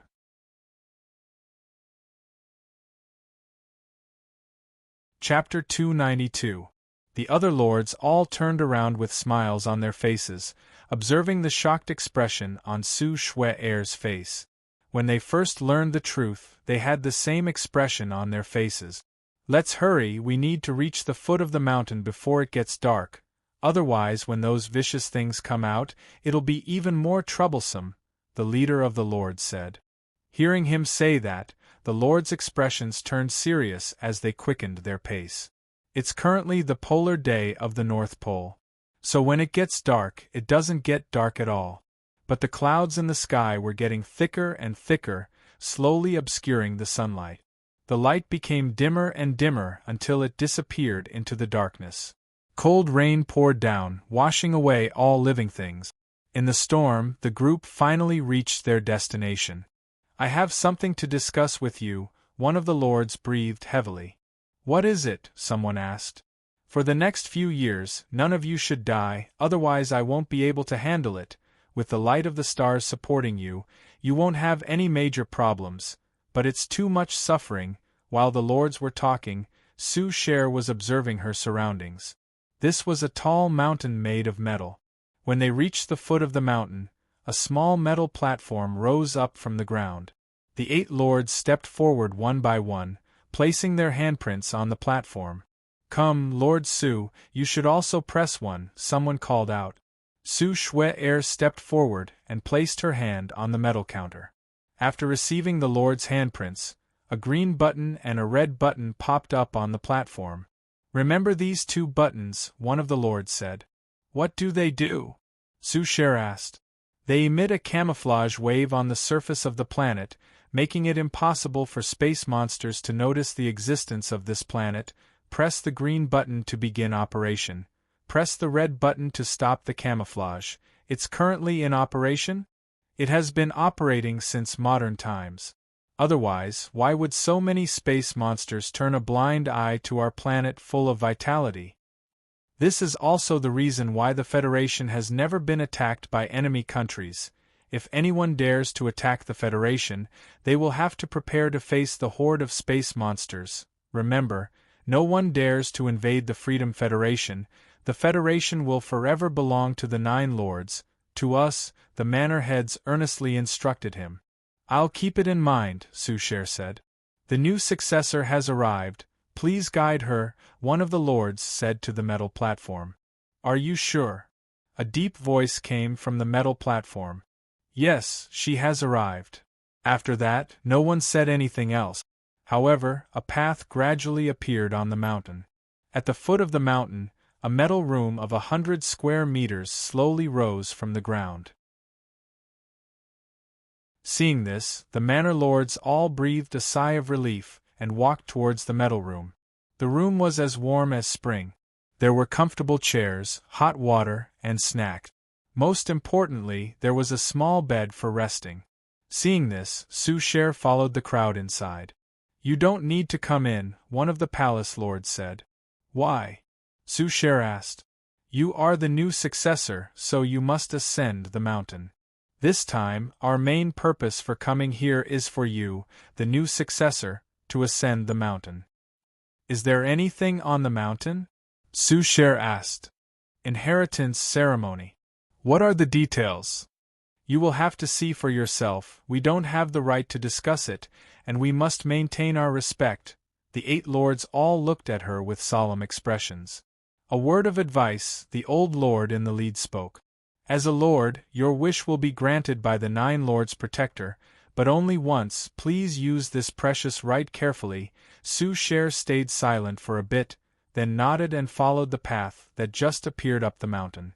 The starlight cloak gave off a faint light that enveloped Sushare. On the way up, Sushare didn't see a single living creature. The entire mountain was bare. In the middle of the intense storm, she could only see a few dried corpses gathered on the leeward side of the mountain. These were all people who wanted to pry into the secret, but after they died, they were blown into a dead end by the Arctic wind, forever remaining here. The wind and rain couldn't touch her body, but as she continued to climb, the temperature dropped. The starlight cloak gave off a faint light that enveloped Sushare. When the temperature dropped to a point where a human couldn't possibly survive, Sushare suddenly felt a surge of power inside her body. This was a vast and boundless power. As it manifested, it turned into light and heat, tightly enveloping Sushare. Warmth returned to Sushare. Strange, this isn't my power. Sushare analyzed the source of the power and muttered. She could suddenly sense a complicated and twisted rune pattern inside her body. This was the rune pattern on the Su family's emblem. Every direct descendant must recognize this rune pattern since they were young. They were told since they were young that everyone will eventually die of old age, but this pattern will continue to be passed down, never broken. Sushare suddenly understood something. So this is the power Grandpa passed on to me. She stayed silent for a bit, then continued to climb the mountain. A few hours later, Sushare finally reached the top of the mountain. His speed of climbing the mountain is very fast. It seems that this time we have a young successor. In the howling wind and rain, this voice carried the hoarseness of having gone through many vicissitudes of life, as well as a strange sense of calmness and gentleness, resounded in Sushare's mind. Who are you? Sushare softly asked. It's cold outside, please come inside to talk. The female voice spoke again. The ground at the top of the mountain caved in, quickly revealing a small house. The door of the house opened by itself, revealing the darkness inside. Sushare observed the house. This was a small house made of pure wood. It looked ordinary and unremarkable, but at the North Pole, on top of the mountain formed by the giant airship, this kind of wooden house is almost impossible to exist. Sushare quickly walked inside. It was completely silent in the darkness, only the sound of the wind and rain hitting the window could be heard. The voice once again resounded in Sushare's mind. Welcome, young lady. It seems a relative of yours has passed away. Yes, that was my grandpa. If that's the case, you must be quite outstanding, otherwise your grandpa would have passed his position to your parents. I'm not exactly outstanding. I've seen your modesty. This is a good start, young lady. Please close the door and come to the fireplace. Su Cher followed and closed the door, cutting off the wind and snow outside. She maintained her composure and walked briskly towards the fireplace. The woman who spoke, if she could even be considered a person, was holding an iron rod in her hand, stirring the scattered flames in the fireplace. The woman did not even turn her head as she said, "You have the smell of wind on you. Please do me a favor and light up the fire." "Ah, yes," Su Cher lightly raised her hand. As the wind blew, the flames in the fireplace began to rise. The light illuminated the darkness, making the room a bit warmer. Su Cher stood there, silently observing the other party. This was a person who had aged to the extreme. Her entire body was curled up inside a large cloak. The wrinkles on her face were like they were carved by a knife. She had no eyes, no nose, all of these organs were empty. Her mouth was sewn shut. From head to toe, every part of her that was exposed was wrinkled like an orange that had been sucked dry of water. "I hope my appearance didn't scare you." "It didn't. If you don't know how to talk to me, you can start with a few small questions." The woman's voice sounded in Su Cher's mind. "Why are you like this?" Su Cher asked. Normally when a successor sees me, their legs would tremble and they'd run away right after making their request. It's rare for someone to ask about my situation." The woman was a bit surprised and spoke with interest. "There's no harm in telling you. I once participated in a small game, in order to obtain eternal life, to protect the 9 lords for a long time." "The game of eternal, huh? That sounds like a terrifying trap," Su Cher said. "Wait a minute." Su Cher suddenly remembered something and spoke. "I've seen the game of eternal a few times, but I don't think I've ever seen you." "Of course you haven't. I participated in this game a few thousand years ago." The woman's voice carried a hint of a smile as she spoke. "That's right. Why would I participate in such a dangerous game? Because after a comprehensive analysis and comparison, I found that their eternal pill, aside from the huge side effects, is the most miraculous item that can grant eternal life. Is your appearance like this because of the side effects?" "That's right. I've already dealt with the problematic organs from the very beginning, using a special medicine and secret technique. That's why I've been able to live until now." The woman opened her cloak, revealing her fleshless bones to Su Cher. Seeing her appearance, Su Cher couldn't help but feel a bit sad. How cruel must a person be to treat themselves like this? "No need to show such an expression. I'm very happy with my current situation." The woman's voice continued. "You're still a young lady, of course you wouldn't understand in the infinite world's apocalypse how extravagant it is to survive the infinite world's apocalypse." Su Cher sharply caught onto this information. "We can't just stand and talk. Please sit," the woman said. "You're tuning in to the Phoenix Nights YouTube channel. Don't forget to subscribe and join us on this journey to catch the most captivating stories.